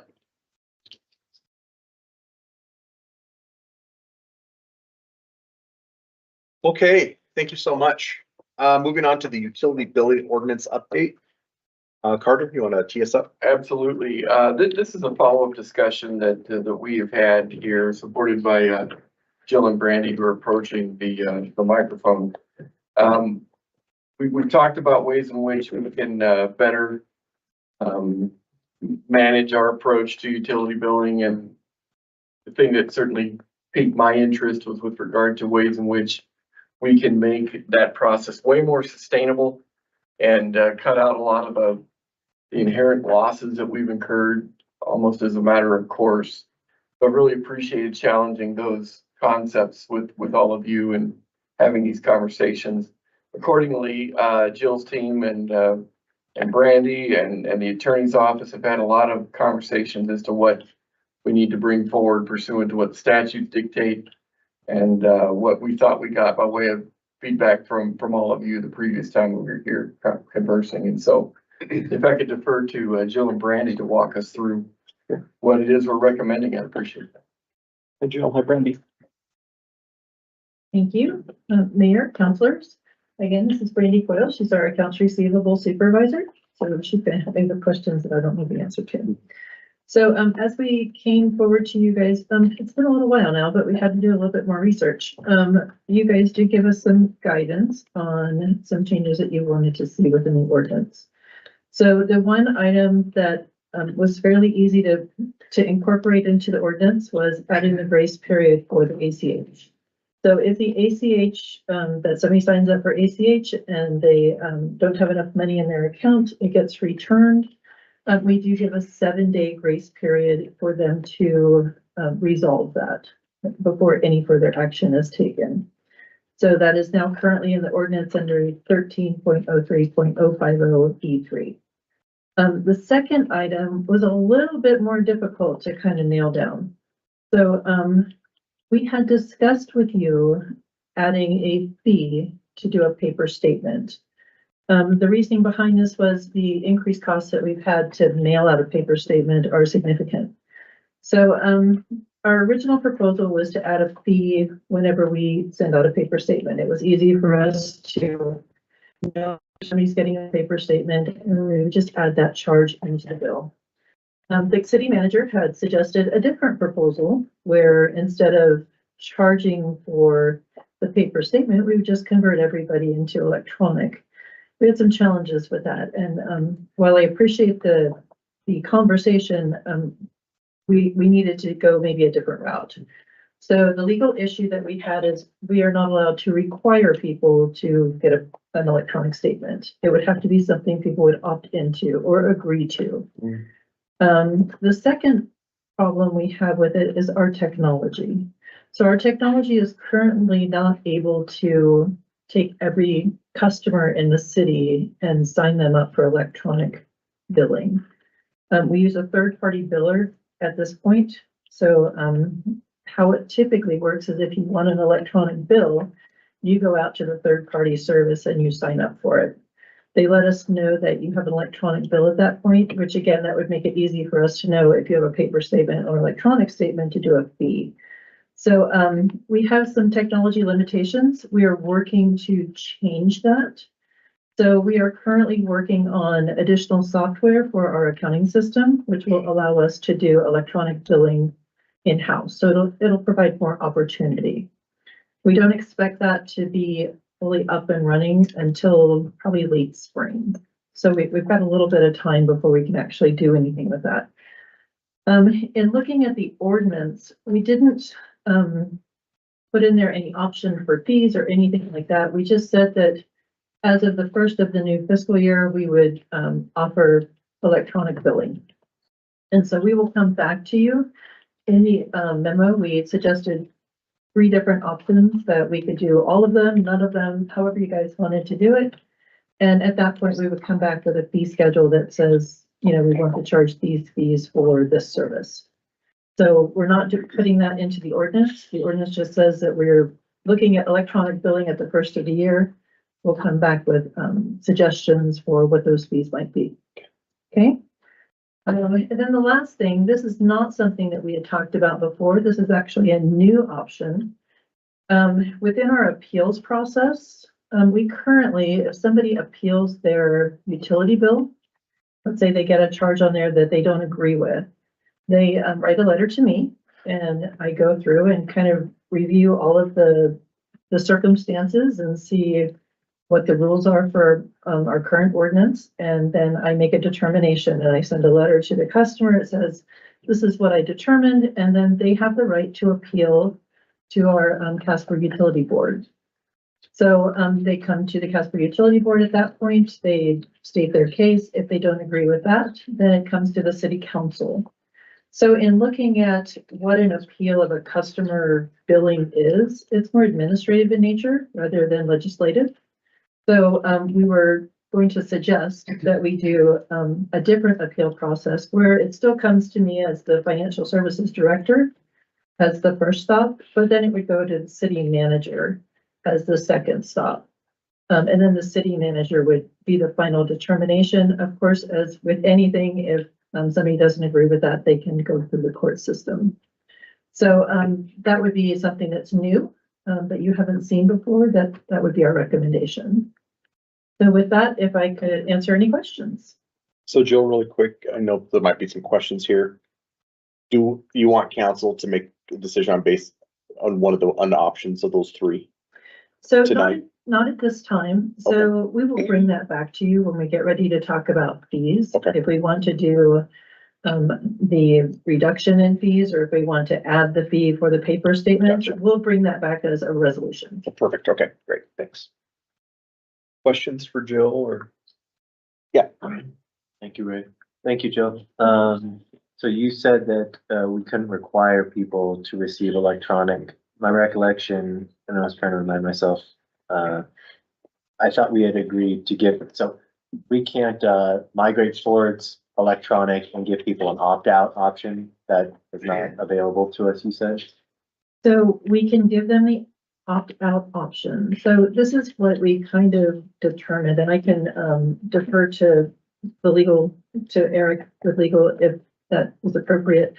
But I believe what we determined is by statute, you cannot require, or you cannot just take the whole group of people and say you're going to get an electronic bill now.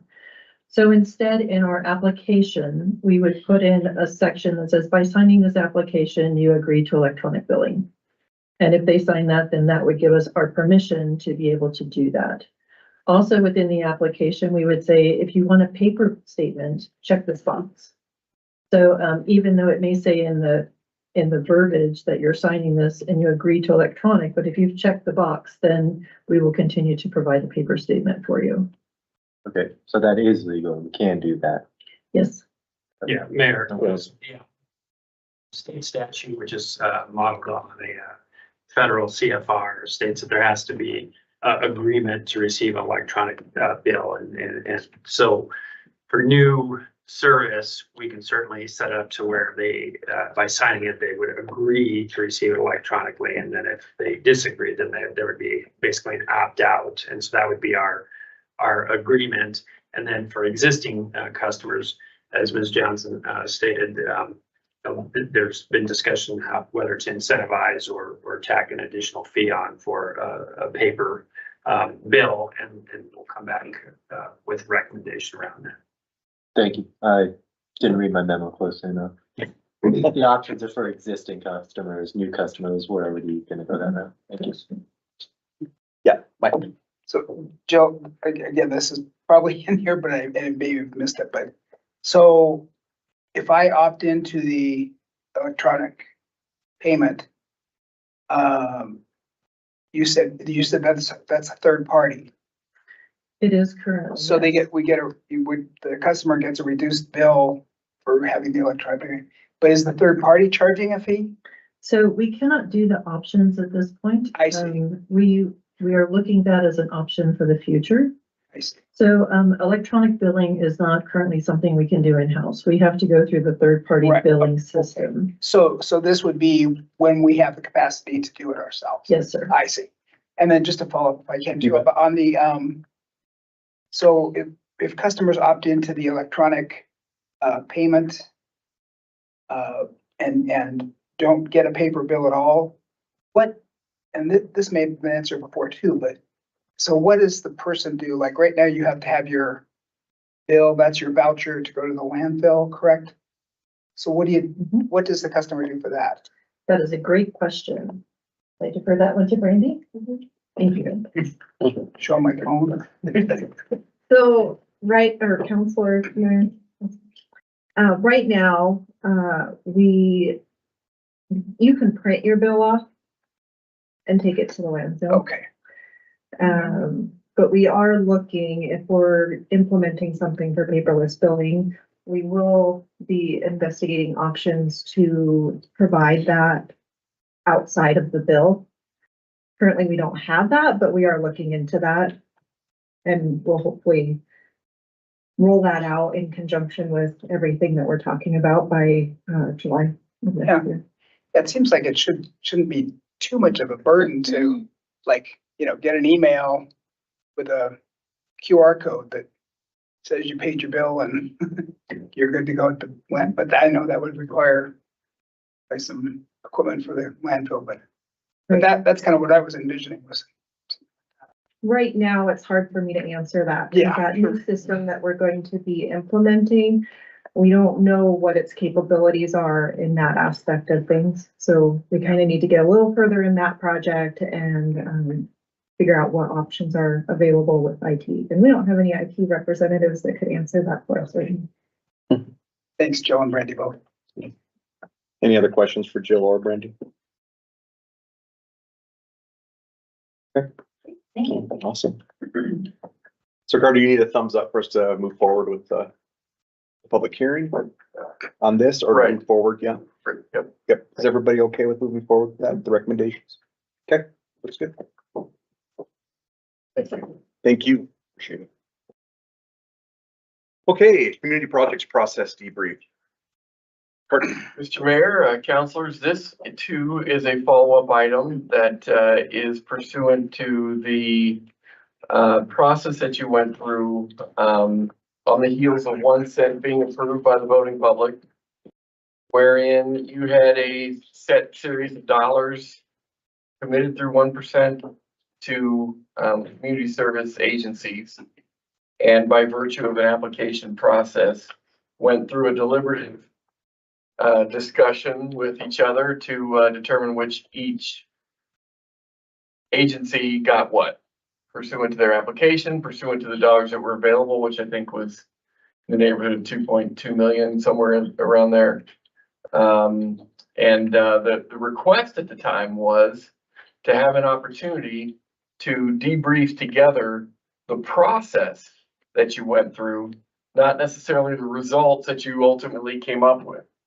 So my understanding is that the purpose of this gathering or this part of the agenda is to evaluate the process. And ostensibly, if you want to provide some input as to how the process ought to go the next time, which will hopefully be again in 4 years, pursuant to another successful round of 1 cent funding being approved by the voters. We could have feedback sort of built in and memorialized into a process that those who follow you will ostensibly follow. So with that, Mr. Mayor, if I could turn some time over to Ms. Tremmel to remind us some of those steps of the process and help stimulate that conversation, we would be open to whatever direction comes as a Your Honor, members of council.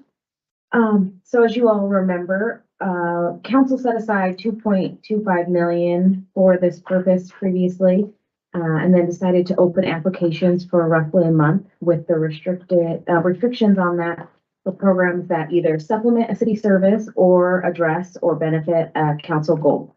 In that application packet, we included council goals. With all of the applications included, the late amended all of those applications, the total ask was almost $7 million. So council then had to discuss, cut and allocate and fund less than a third of those asks. And then resolutions and contracts were approved by council. So at this time, and all that information is in your memo and more detailed. Direction that we were hoping for tonight is to go over the process, get some feedback, find out if there's some changes that you would like, and then also close up a few issues that we have. So the one that's on the table that I would like direction on is food for thought. They submitted an application for a tractor and fire doors. They went through an executive director change and they decided to change their mission. They decided not to purchase the North Casper School, and instead they want to focus on their established programming. And that's for the weekend food bag. And so they'd like to use the funds for that, just to purchase the food. So I guess the first item I would like direction on is if council is okay with that. And if so, we'll prepare the contract that way and move forward. How does council feel about that? Kyle. Thank you, Ray. I guess when we made that initial allocation, to me, that was to that project. And so I do have questions about simply using it to subsidize the food bag program outside the scope of that project. That to me is kind of changing the scope of what the funding was supposed to be used for.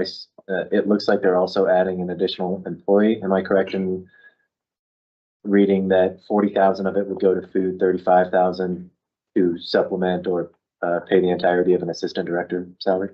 Yeah. It's a shame. I think they have an open house right now at their First Street location. And it's a shame I haven't taken it upon myself to, I guess, introduce myself to the new executive director and see what they got going on over there. Because it was my understanding that the Food Bank of the Rockies was taking over some of their programming. Maybe that's mistaken, but I personally have questions about, I guess kind of what their vision is into the future, based on just what's been publicly available to me in news articles and stuff like that. It seemed like they were kind of winding down to a certain extent. And so if they're not using the funding for the North Casper School project, and my understanding of their, future vision is unclear, I have hesitations, but it's just me. Anybody else? Steve? I guess what I'd be a little bit interested in is if they're going to use it for food purchases, is that all going here in Casper and Natrona County, or is that for food purchases? Since it is Food Bank of Wyoming, are they going to be distributing this food to Jackson and Gillette and Sheridan and Cheyenne?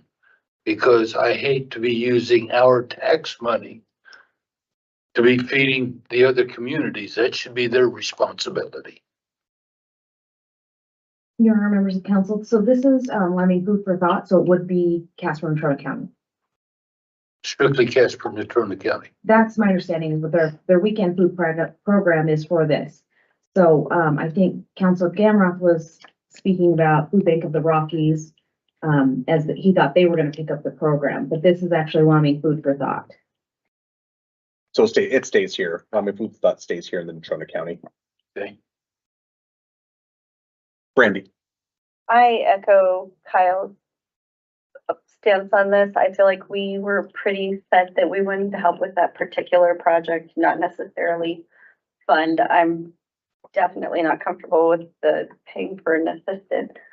And I almost wonder if it shouldn't be something that maybe we reopen that opportunity for the Salvation Army, that we just had no money and had to be like, we're real sorry, our bad.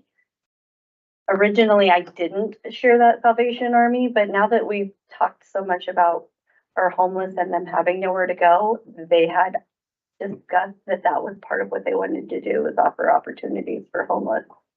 And I don't believe theirs would be religion based, so it might go hand in hand with the mission. So I think that maybe we re-offer that option up for them maybe.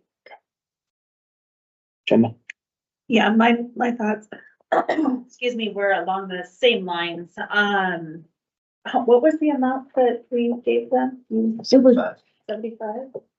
85,000, I believe. It was 85. Yes. 85?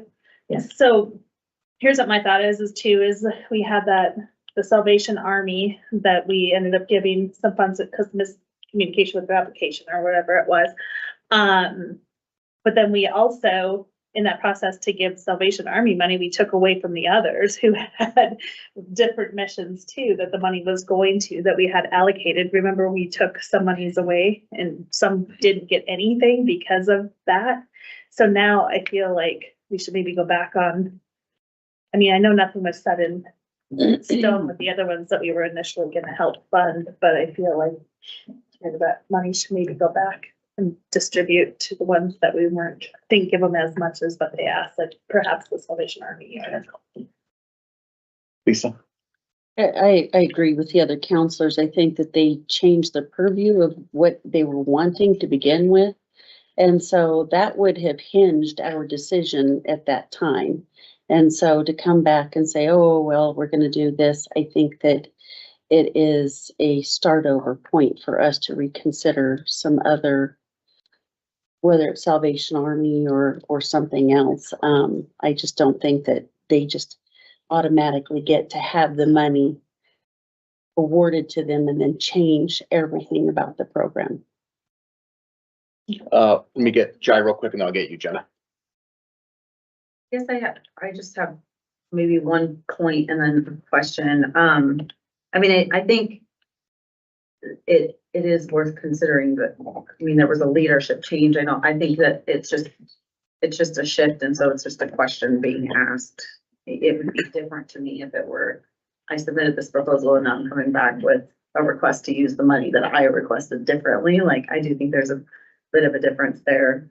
I mean, I think that, I mean, it's talking about the consequences of not being able to change how that money is allocated, you know, meaning that it may affect quantity and variety of food, or may limit the number of bags distributed. So I think like there's more need than we can cover in our community, but I think we should recognize that there could be some negative consequences as a result of saying no.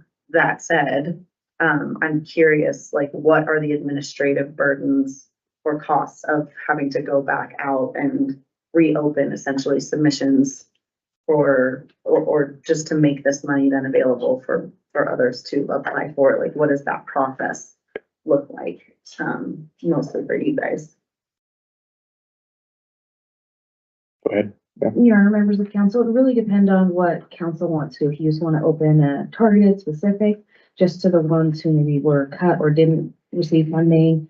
Salvation Army did not receive funding, so if it was more targeted, or if you want to open it up, but essentially that would be the process. We would open up an application period and then have council review it, so it would probably carry out into your next year. Jenna? I don't know if we should, I don't know, I'm kind of having hesitations about opening up the whole process again, just because would be a nightmare. Just to the handful. You said limited in scope. Right. But I mean, if we're gonna consider that, I mean, I don't think that we should take the whole 85,000 back, but we should take a majority of it back that was gonna be allocated to especially the school funding and the tractor, but be able to give them something for the bags, you know, so they don't just go without. I mean, we can help do that because it is a strong need for the community and the children at school. So I don't want to completely take away everything, but distribute it a little bit nicer to other people, or else give it to Cindy at the dome. Steve. Basically, we're being asked if we want to allow them to shift the money. And that becomes more of a yes or a no. If we want to go ahead and then if we say no, and then we want to decide how to reallocate it, that would be for another discussion, I would think. And to get us back to the yes or no. And by the same token, one additional thought is that when they requested this money, they obviously thought they had the money for the bags. So to me, this is a bit of a bait and switch, but I won't say that they specifically baited us into this, but I know we have tried to get more into the capital improvements rather than the day-to-day operations for some of these projects. Kyle.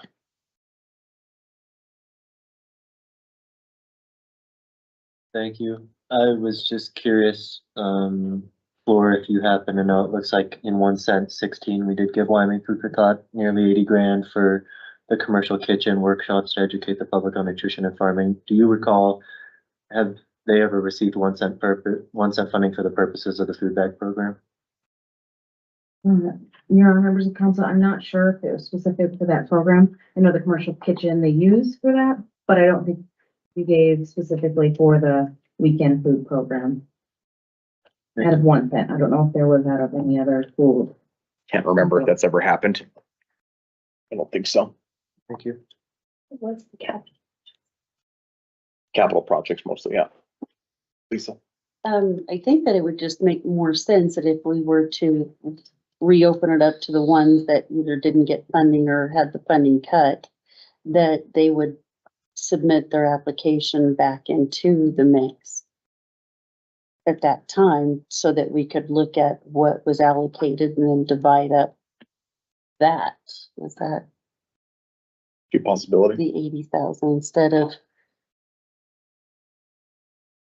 I guess, just look at some of those that were dealing with food or homelessness or whatever, the ones that we had cut, so we didn't have the money, and then we would have a few of them to just look at how we're gonna distribute the 80,000. They may get all of 80 back, or they may get a portion of it. Carter, did you have a suggestion? Thank you, Your Honor.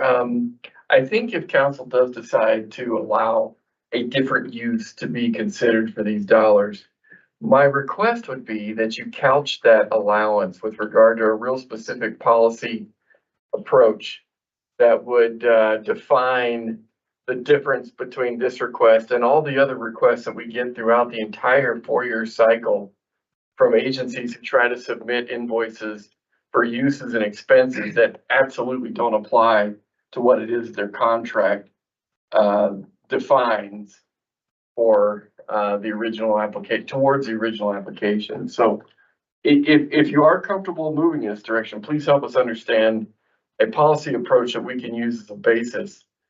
Because generally speaking, when we get invoices that aren't supported in the contract, we just turn them down. Because they aren't for what the purposes were that council identified originally. Good point. Michael. Thanks, Ray. I guess I'm okay, I'd be okay with moving the amendment to the contract as it is, just because it still supports the program.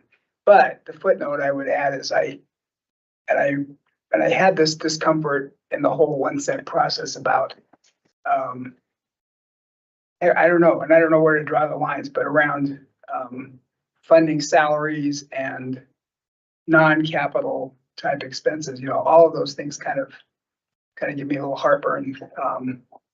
But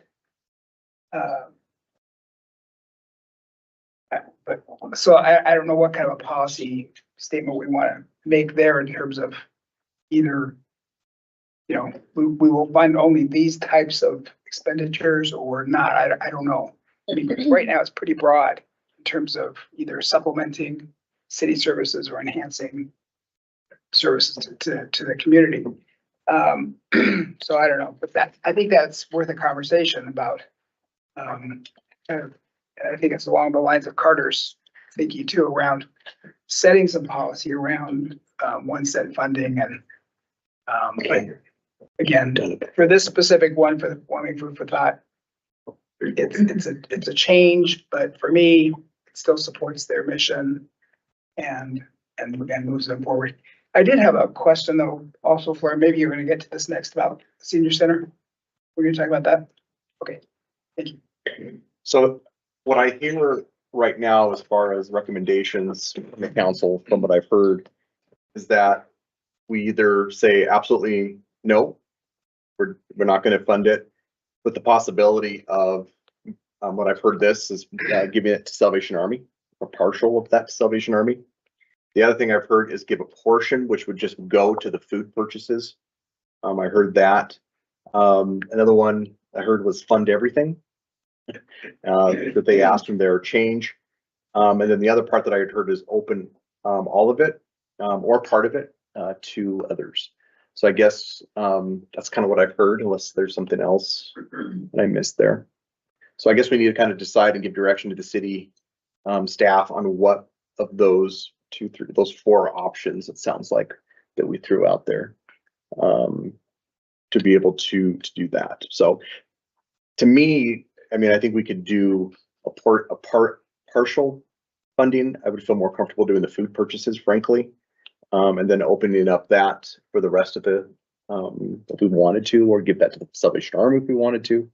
But if everybody's not comfortable with funding that, guess I also understand the idea of behind, knowing that, there was a change in their executive director. I think there's a change also of their philosophy of what they were doing.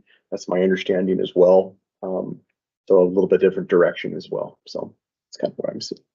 Yeah, Jenna. Do we know how, when that whole Salvation Army, when they came in, when we had to reconsider and take money away from groups to fill Salvation Army's needs? We didn't give them anything. We gave them nothing. Yeah, we didn't give them anything. There came in, We had it went to a never- junk mailbox and we didn't get it in time.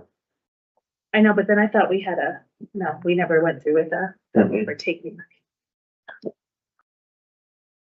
Go ahead. Your Honor, Counselor, if I may clarify, so I think what you're remembering is that Youth Crisis Center had an ask of 100,000 on theirs, but it was actually 400,000. They wanted 100 a year, and so you did take funding away from others to go towards that. And Salvation Army just decided not to fund it all. Oh, okay, that's what it was. So What was their request for? Like Salvation Army? I believe they have a program that works, I believe, with, I think it was their, oh gosh, I can't remember off the top of my head. Do you remember, Fleur? I do not remember what the exact program was. I know it was working with homeless, if that's Right. correct. There was case management and homeless, I believe. Look at it. Yeah. I vote for giving some to them since they missed out on the application because of the thing. So I think that we should give some to Salvation Army. Kyle, did you say something? Just that Google is failing me right now. Oh, okay. But I do want to, I'm also failing to recall the particulars. I would like for us, before we make a decision, to at least take another look at the Salvation Army's past application. I also just thought it was important to note that in Wyoming Food for Thought's application for the reuse of this, it does look like their average annual food cost is 95,000, and if they're asking for 40, I mean, the city would essentially be funding for half of their annual food costs. Again, I just, with kind of this push we were having to have 1 cent go towards things that more closely align with our goals, and there has been an emphasis on like capital needs and stuff. I don't know. I'm struggling with this one. Well, let me just ask council then, how is everybody feeling if we didn't fund them at all, the 85,000, and then we can kind of come back and say, okay, what would we do with that 85,000 roughly? And then come up with a plan for that 85,000. Is that, Fleur, would that be okay if we said no to Wyoming food for thought at this point for the change? And then, then we would figure out what we would do with that 85 at a later point. Okay, council okay with that at this point? Okay. Would food for thought have the opportunity to get back in the mix? Is council okay if they wanted to get back into the mix and try to sell, you know, a portion of what they're trying to say here? That would depend on what we decide to do Yeah. with the 85,000. Sure. We decide to open it up, yeah, they could get back in, I would think. So Fleur, sounds like I think we're not gonna go with that change, and then we'll figure out what we're gonna do with that, whether we open it up. And if we did open it up, we would probably do a small section, it sounds like. And can we see the previous application for Salvation Army? Yeah, I was going to say that. Or the notes from the minute. We got it in an email on April 28th, if that helps. Oh, thanks, Brandy. That's right. I remember that one. Took me a hot minute. So let's start there with when we put the thought in that contract, and then we'll go from there. Okay. Thank you. Okay, the second item was the senior center. So this item is currently with the attorney's office. Our city attorney wants to reach out to their attorney, and then we'll bring it back to council if needed at that time. I think they're just gonna talk about the changes that they wanted to make. And the last item was, we're just looking for direction on a new process. As I discussed before, you had $7 million worth of asks and only 2.25 million to give out. So I think what we would like is direction on if council wants to be more restrictive, if there's some other process council would like to look into, something that we can do before the next time. Staff can develop an online submittal.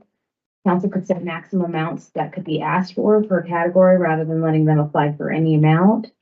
We're just looking for any direction and changes that council would like to see in the process. I'll say this, and I try not to speak first all the time, but I think we need to set some maxes and amounts that people can apply for. I think we found ourselves, if you look at a lot of grant applications, there's that level of saying, hey, you can apply between X amount to X amount. And I think we should probably look at maybe doing that, because we found ourselves getting $7 million in there, and you know, and so 2 million, you know, that finite amount. But I say we could say, well, this is what we're going to give, and that's all we're going to be able to give out based upon that. That's my thought. I think I've seen some shaking of heads, so I think that would be okay, Fleur. Other comments or thoughts? What we'd want to do? We had talked at one time about not allowing paying staff members, but then I think this last time we decided to allow for the 1 cent to go towards salaries. How does council feel about paying for administrative costs? Like salaries? Jenna said no. Jai?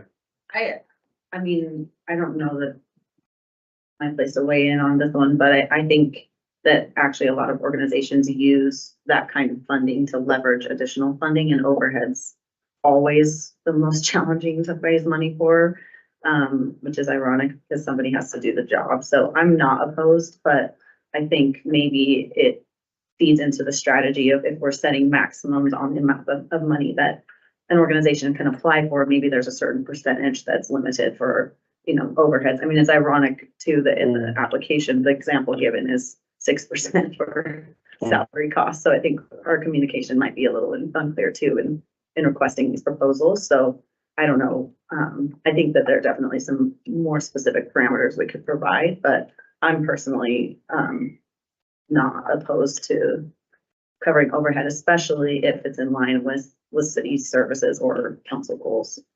I just want to kind of explain myself if I can here. So I like the idea of, it's set already for capital projects. To me, I hate the idea of having a director's salary or supporting salary with taxpayers' money.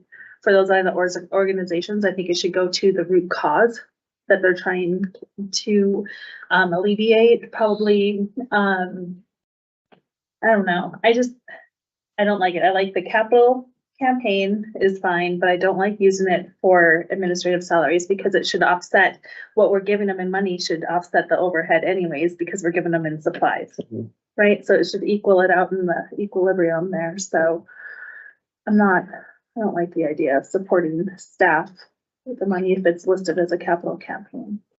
I think one of the things we need to look at as well is the type of organizations. I know we give money to the Children's Advocacy Project, which is a very direct service provided to our police department, which they go out and try to raise money, but by the same token, they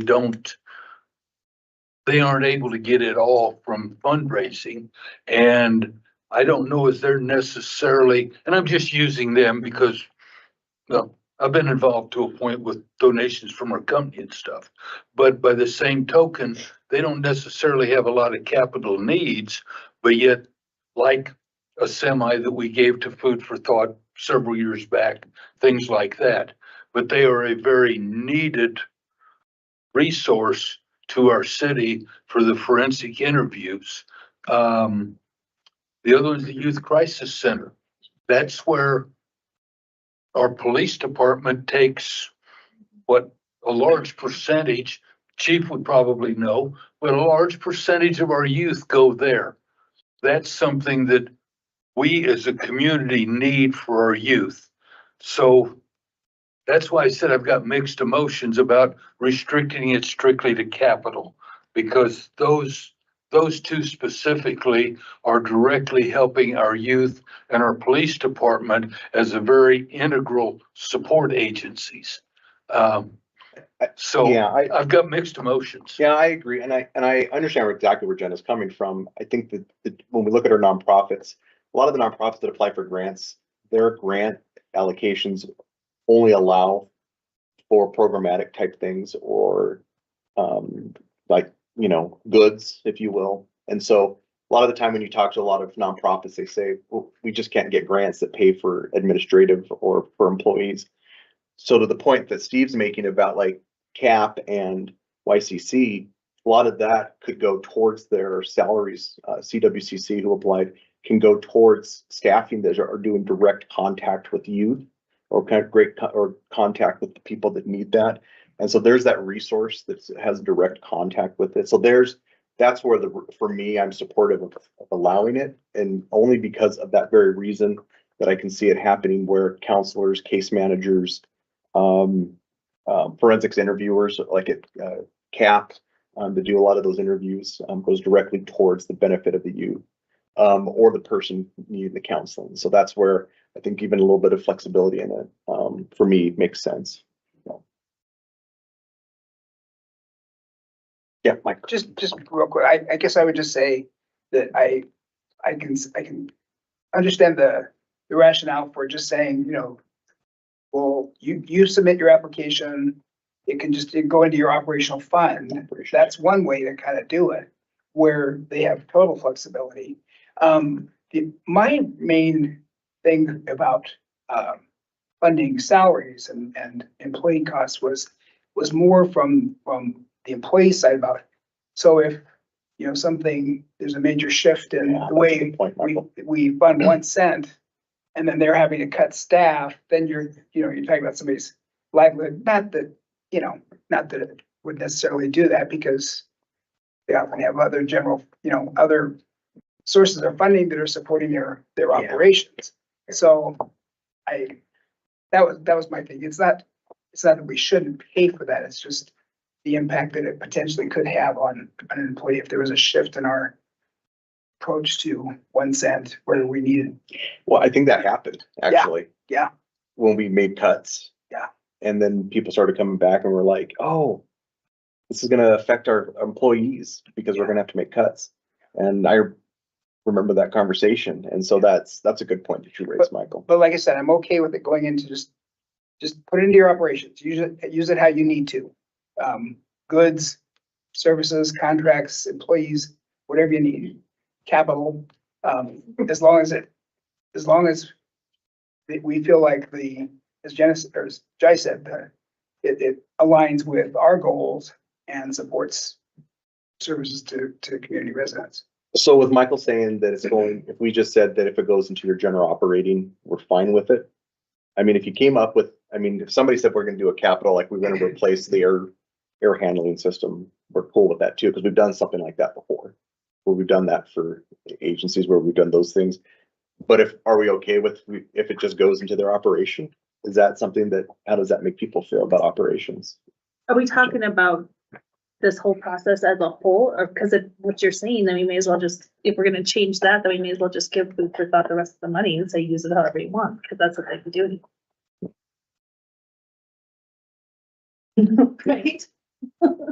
Which is what their application is asking for us to do. Exactly what I was Which is, Well, and I think just the rest of the story, I think behind with, if they choose, if it's in their operating budget and they choose to put into capital, change, replace an air handler. Are they doing it on city property, or is it rented property? Is it, property that the organization owns? And I know, because I know we've had that conversation too about equipment and capital improvement, so.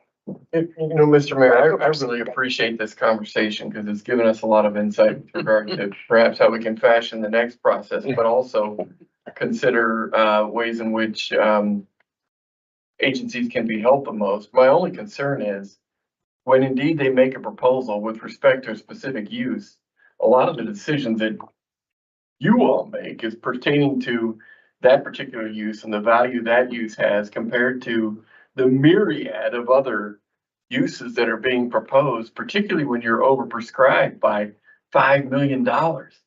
And so when folks change those approaches after they've been given the money and after they've survived that $5 million cut, all of a sudden the rules have been changed for that one group. And the use that you weighed very, very carefully against a variety of other uses that you had to turn down, and you did have to turn down quite a few when you're overprescribed by that much. So I'd ask for a little caution in that regard, because indeed we did put together contracts and agreements that pertain to that original application that again you used and weighed very, very heavily against a variety of other applications that were all for good causes and all had real intent behind them, Yeah, maybe just quickly in response to that, I think that to me feels absolutely right. And I think we can have a general conversation about how the money is allocated, but that's outside of the context in which that decision was made. And so it does seem to me to be appropriate to revisit that discussion. I mean, kind of as an outsider, because I wasn't part of that process at the time, but that feels appropriate, even if we decide the operational costs. I think it may be worth digging into whether or not we're comfortable with, like you want 60 grand for operating costs. I mean, that's pretty undefined. That's like a nonprofit's dream, right?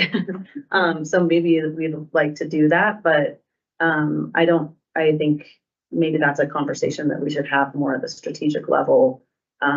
Or if we'd like to say we want to limit it to, 30% of your funding can be a request for overhead or something like that defines some certain categories. But I mean, in general, I think also just my 2 cents on the employee. I mean, I think if somebody, maybe this certain case isn't the right example to use, but I mean, it's on those who run the organization to determine their sustainability model. And I think we're pretty clear about how this money is funded, that it changes over the course of 4 years. And so I'm not sure that we need to assume responsibility for them building that into important employee salary contributions that may or may not be there. I think we're clear on that.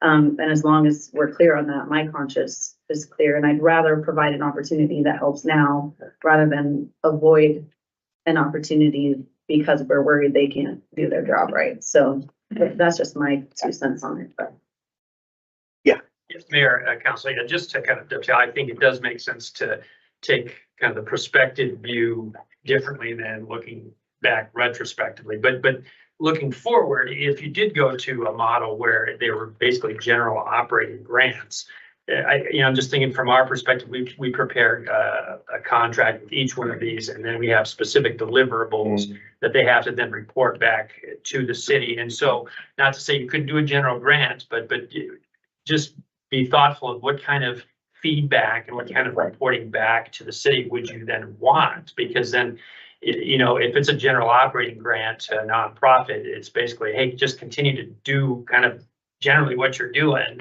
So it's just going to change the approach that we take from the legal department in structuring those agreements. But really, you're just. I agree, and I think gen ops are great. I think they're really good, but I think it might be a little more difficult for us to define success through what we're going to do through that. So I agree.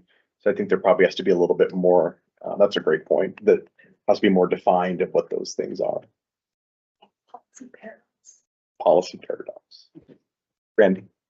So I'm fine with staffing, but I'm not fine with funding your board. And I think that might be where we are all on the same page. A counselor, a youth crisis person, staffing isn't so much the issue as we don't want to pay for your board members. So maybe that's where we differentiate in regards to that, because I don't want to do the begging. Here's your money, do with it as you please. But I also don't want to stop someone from getting a grant. We love grant matches. That's our thing. So maybe it's just, we're not going to pay for your board, because a lot of them it was the board director or the assistant director. They were board members. Those are the ones we were all scoffing at. So maybe that's it. But also I'm not a grant writer. I know a lot of you are very familiar with grants, but I feel like I bet our staff had some grant writers that might have some input as to what guidelines they would like us to be putting up. And maybe we just ask them to tell us what they think we should be limiting. But I fully like the capping amount, because I think it would make it a lot easier for all of us.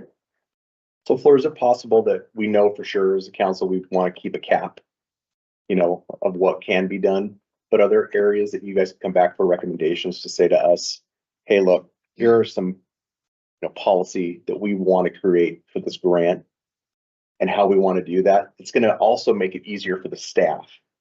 I want this to be really incredibly much more easy for the reporting for you guys and how you guys track that, because I think that's been a sticky point a little bit.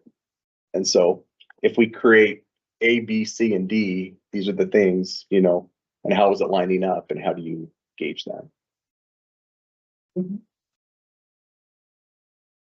Anything else council can think of?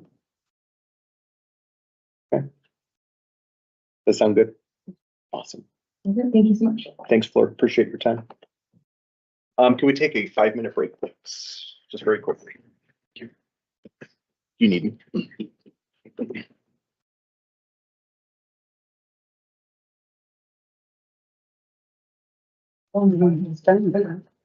Yeah. It's good.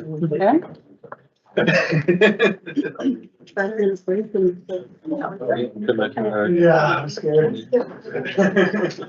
I was like, my deadline's at 9. I'm just gonna stand. Oh, yeah, let me buy you that. So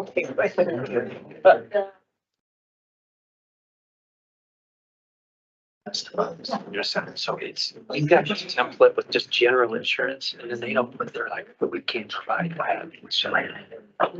Is that why you were asking about Richard last week? Okay.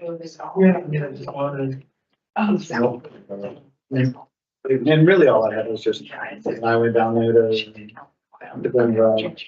So, it was the 3 months within. Yeah. Just filling up bags. And so I went down there and took pictures of that. So it sounds like something I should do. So I'm gonna reach out and say, okay, if you can do 2 million, what are you guys? I'll just put it, So there was a lot going on, and so I was like, oh, we're great. Ended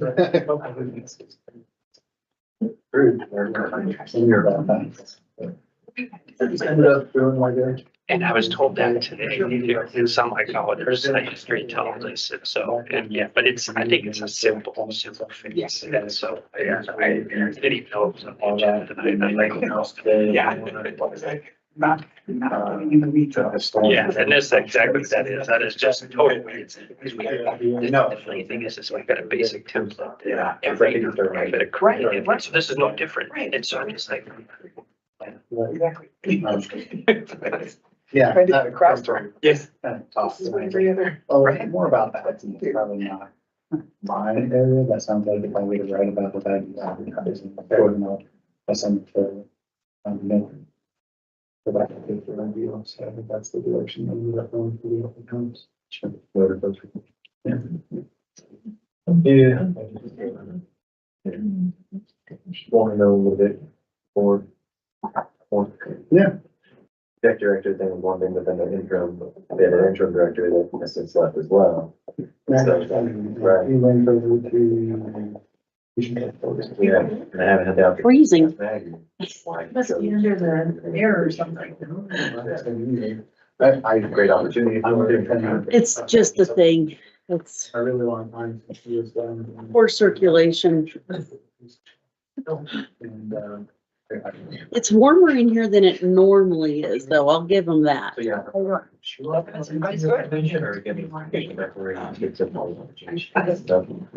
factoring. Slash. Yes. He's on. Sure. And so there's at least. Whatever lost it, it was a big overhead for me. Oh, was he? So, yeah, we won't do it. I haven't picked up that pretty much at all. And the reason I get good, technology was just get pretty fast stuff. So. But, mine is one that was probably the house. First school.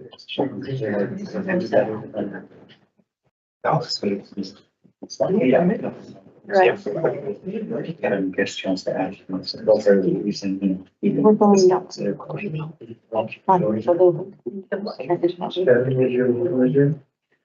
Oh, sure, if we're on there. Yeah,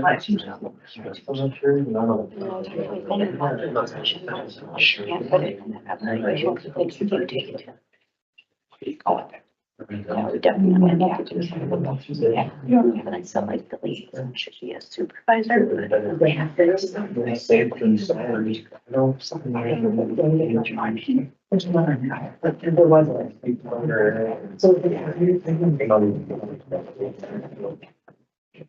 Especially. Yeah, they have to have something that they can say, yeah, okay. And then if there is direction. Just like. Okay. We just don't see. That's right. Eric. This guy is so.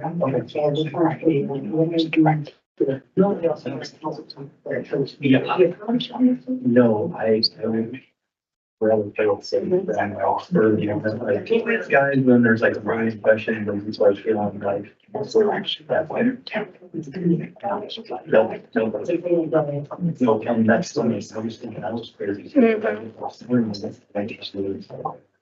Yeah, is that, because that's where I was wrong, is that until it's part of it, I'm just going, and again, I didn't know this, right?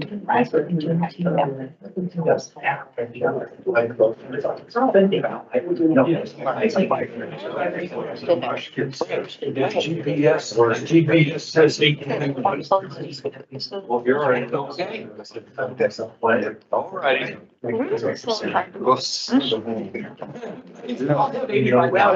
We're just on a 5-minute break. Now I just. Yeah. Oh, yeah. Later.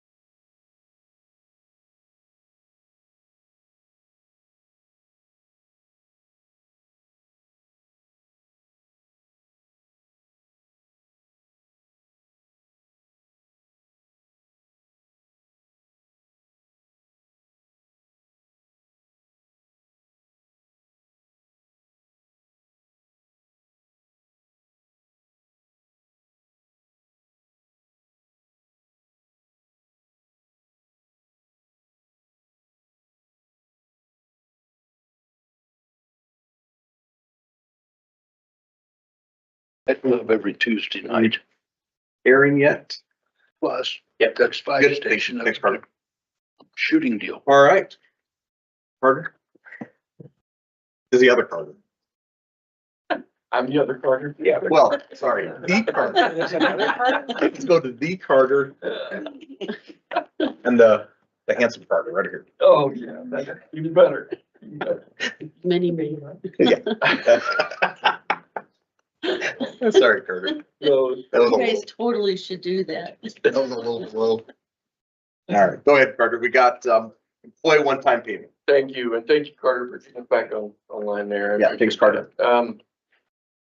So, Mr. Mayor, counselors, it is not horribly uncommon, when we have gotten through the audit and we've gotten through the closure of our previous year's books and so forth, to find the very pleasant surprise of understanding that, indeed, we have spent less money in the general fund, for example, than we anticipated in the year before, and have, somehow had a savings of dollars and cents and so on, that enables us to have a conversation along the lines of doing something for the employees if council finds it appropriate. In this particular circumstance, we do have money left over from the previous year's budget, which essentially is tantamount to not spending as much as we thought we would, which is always great news. And I would suggest that that is probably due in large part to the work of our employees and cost center directors and so on, of trying to be careful where we spend dollars and where we don't. And so pursuant to that huge advantage that doesn't happen every single year, I'd like to give some of that back to our employees. As you saw in the memo, that would be tantamount to a $1,000 one-time payment to our regular full-time employees, and a $500 one-time payment to our regular part-time employees. Post taxes, mind you, that would be the value of their receipt post taxes, which means that would be a little more expensive for the employer, in this case, all of you, to provide that. However, I would tell you that for the general fund, just to give you a frame of reference, and we're going to pull up an instrument that will help you to sort of decipher how all those dollars and cents figure out. The general fund, as you can see, kind of in the middle of the page there, would be obligated to pay $645,000. And that balance would be covered in the residual amount that is in the general fund balance right now. So my point is, if you were comfortable moving forward, at least in this direction, I would tell you that funding is available to provide employees on a one-time basis, which means this would not be an ongoing budget burden from now on. This would be a one and done, essentially, provision to our employee group. And so with that, Mr. Mayor, there's a number of ways we can demonstrate how these dollars work out and what it means for the enterprise funds and so on, because that's obviously just a general fund figure, which, as you know, happens to be our most vulnerable fund of the funds that you all oversee. My hope is, however, that we can do something for our employees, even if it's not what it is that we're necessarily recommending. So, questions, Mr. Mayor, we'd be happy to entertain, and we can work through our instrument here as well. Questions as far as this, about the numbers, about the effects are, anything like that? Michael? So Carter, you gave us, thank you, Ram. So Carter, you gave us, looks like there were two one-time payment options kind of. So in that second option, is the scenario where the city pays the taxes for the employee, the benefits, is that calculated in the 645,000 figure? Mr. Mayor, if I could turn to Jill, she's gonna put a lot of that analysis together. Sure. Response. Thank you. That's all right. Sure. Mr. Mayor. Yeah, Jill? Thank you, Mr. Mayor. Yes, it is all included in that number. We actually have a number just above that. So if we were to put this one to 0 and actually go up to like a gross amount. So this would be the scenario 1 in the memo. So if we were to do $1,000 there, Okay. the cost per employee would be the 11, I can read that right, 1116 per employee. Okay. And then how did you get to the 695 or 645 or 645? Right, so, so the first option is less expensive to the city. The second option is more expensive to the city. Don't want to do that, sorry.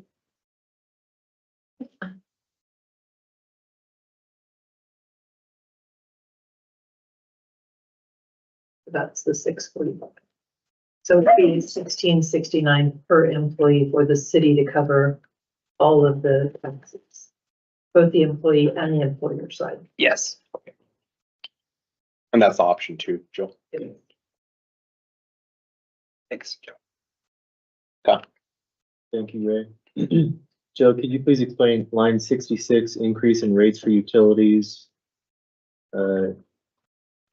I'm not sure exactly how to read this spreadsheet, but is part of that 645, the 189 that is, you mind explaining that? I don't mind explaining it all. Thank you, Counselor, for the question. So the citywide anticipated cost, that column comes down to $834,000. So it's combined of what the general fund will support for the 645,000 plus the amounts for the utilities. Utilities typically are not supported by the general fund, they would be supported by rates. So is that separate from the one-time payment to employees? That's just, I guess I'm confused what the 189 is for. It's not separate. The people who are in the utility funds would still receive the one-time payment. It's just the general fund does not give them money to pay for it. Okay. So in other words, Mr. Mayor, if I may, Go ahead. Counselor, each fund has its own series of employees, and therefore each fund would be responsible to pay this payment on behalf of their corresponding amount of employees. So that's why the general fund is only a portion of the total cost that it would be incurred by the city to provide this one-time payment. Vice Mayor. I personally think that we should go with the option 1 and just give them a lump sum and then have the taxes and everything taken out of their checks. Steve? Basically, on this option 2, that 189 would then be split between the water fund, the bail fill, the refuse fund, etc. So that's where that money would come from all of those enterprise funds. If I'm understanding. That's correct. Okay. That's correct. So with the second option, they receive the full lump. They receive the full 500, full $1,000. Right. I guess I'm for option 2 for a couple of reasons. And I know it's more expensive for us, but I think we can afford that. I think it has been a very difficult year for a lot of people. Inflation is out of sight. Our staff members work incredibly hard, every single one of them, from the top to the bottom. And I think that the least we can do as a council is be able to, in faith, to say, we're going to do this so you can have that full amount. And I think that's incredibly, incredibly important for us to be able to do that. And I think we're a couple weeks away from Christmas. It's been a hard year. A lot of people can recognize that and see those things. That's my thought. They get more in their pockets than 1. No, I think they get more in the sub 2. Correct. They get the full They get $1,000. they get the full 1,000 and the full 500 in the second. Option They 1, have to pay the taxes, So wait. the 22%, right? option 1, yeah. Which means that they would get something short of 1,000 and something short of 500 because of that Right. tax. Yeah. That's why I was saying 2. Mhm. Yeah, Kyle. Thank you, Ray. I agree with you. Super hard year. Everything costs more. Can't go to the grocery store without spending a $100 bill. And I am a huge fan of all of our city employees. Super high caliber. I guess when I get torn about these things because I know how high quality our city employees are, and I like that the city sets a standard for kind of like how you treat your employees. But on the flip side, I know a lot of people in the private industry do not have the same luxuries, do not have those same benefits. I hate to go back to a previous agenda item, but I thought we'd have a discussion period after we took questions from city staff. But the disability, the change from vacation and disability to PTO. Do you mind just, again, I hate to go back in the agenda, but do you mind clarifying for me, Carter, the lumping those together into PTO?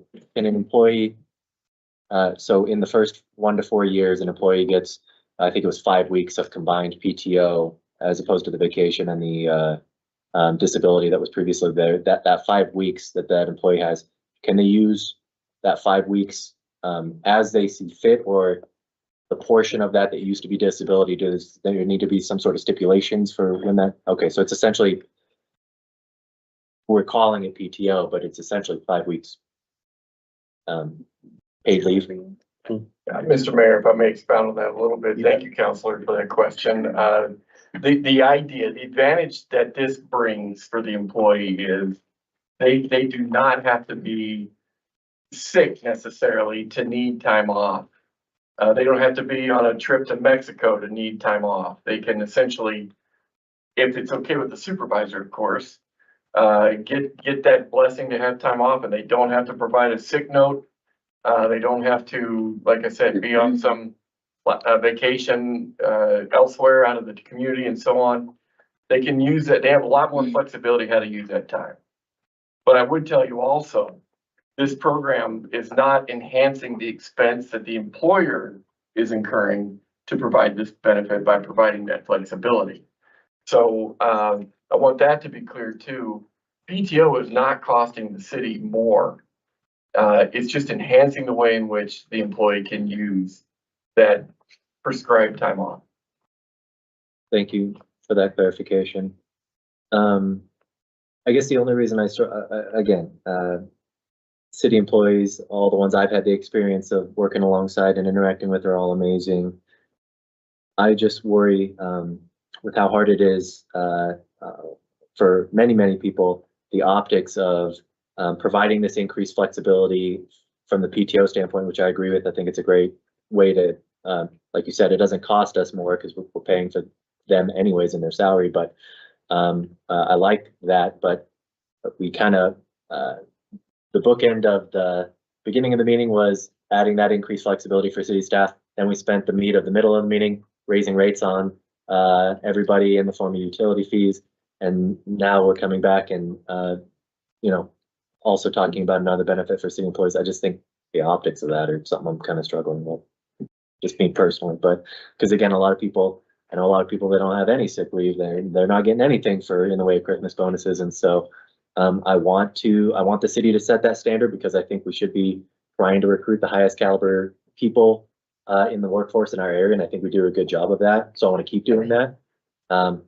But man, I also really feel for the people that don't work for the city, that are out there just working the same wage they've had for the same few years and just trying to do their best to keep up with this crazy runaway inflation that we seem to have.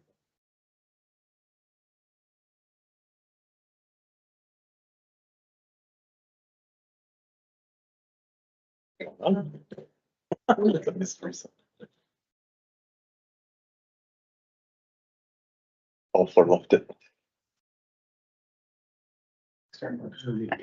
Yeah, could you text one, let her know? Answer. Thanks.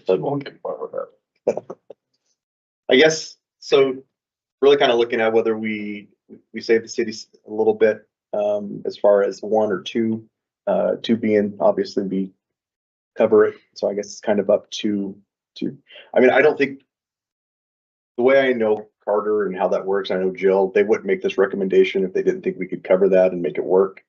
I'm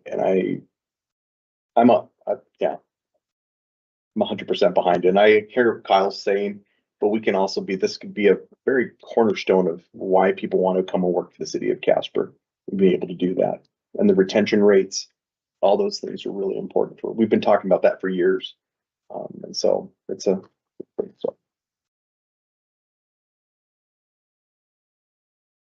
where's everybody at, I guess? I know I hear what Or Kyle's struggling a little bit. And Well, Lisa. it's a difficult year and we've raised rates across the board. And so, I mean, we've increased everything. And so it does make you wonder if we should have taken that money and have put it towards some of these other things, the water, the sewer, you know, because we're looking at significant rate increases. So I do think about that too. So I guess where does council want to go with this one? See, Steve has two. Definitely. All right, how many people? Let's just do this. Let's just break open the whole thing. Who would like to see option 2? Give a thumbs up. 6, okay. Oh, you're kind of like. I'm so undecided, like, Yeah, I'm really struggling with this one. Okay. I think you have enough support for 2. It's like, Thank you. I appreciate it. It's not an easy choice, but I do think our folks are worth it. thanks, Parker. Thank you. Thank you. Yeah. Appreciate it. Thank you. Okay, gender review. Start with you, Michael. Gender Yeah. Oh, sorry. I don't have any. I'm sorry. I'm tired. It's been a long day today. Yeah. I know First where of you're- I know all, where the you're gender review. Okay, agenda review. Go ahead and going. start. Here's your agenda. Michael's like, oh, yeah, okay, get going. Go ahead, Carter. Thank you, Mr. Mayor, and I'll keep it brief because I know we've Yeah, been you're here a long time. We have now just finished the last work session we're gonna have in 2023, so congratulations to a long, tough, very productive, however, year. I appreciate all your help and work in that regard. As far as the last official meeting of the year is concerned, which is next week, we've got a number of things that we need to run by you. Not the least of which would be the second reading pertaining to the censure and removal of public officials. That first reading, of course, took place last week.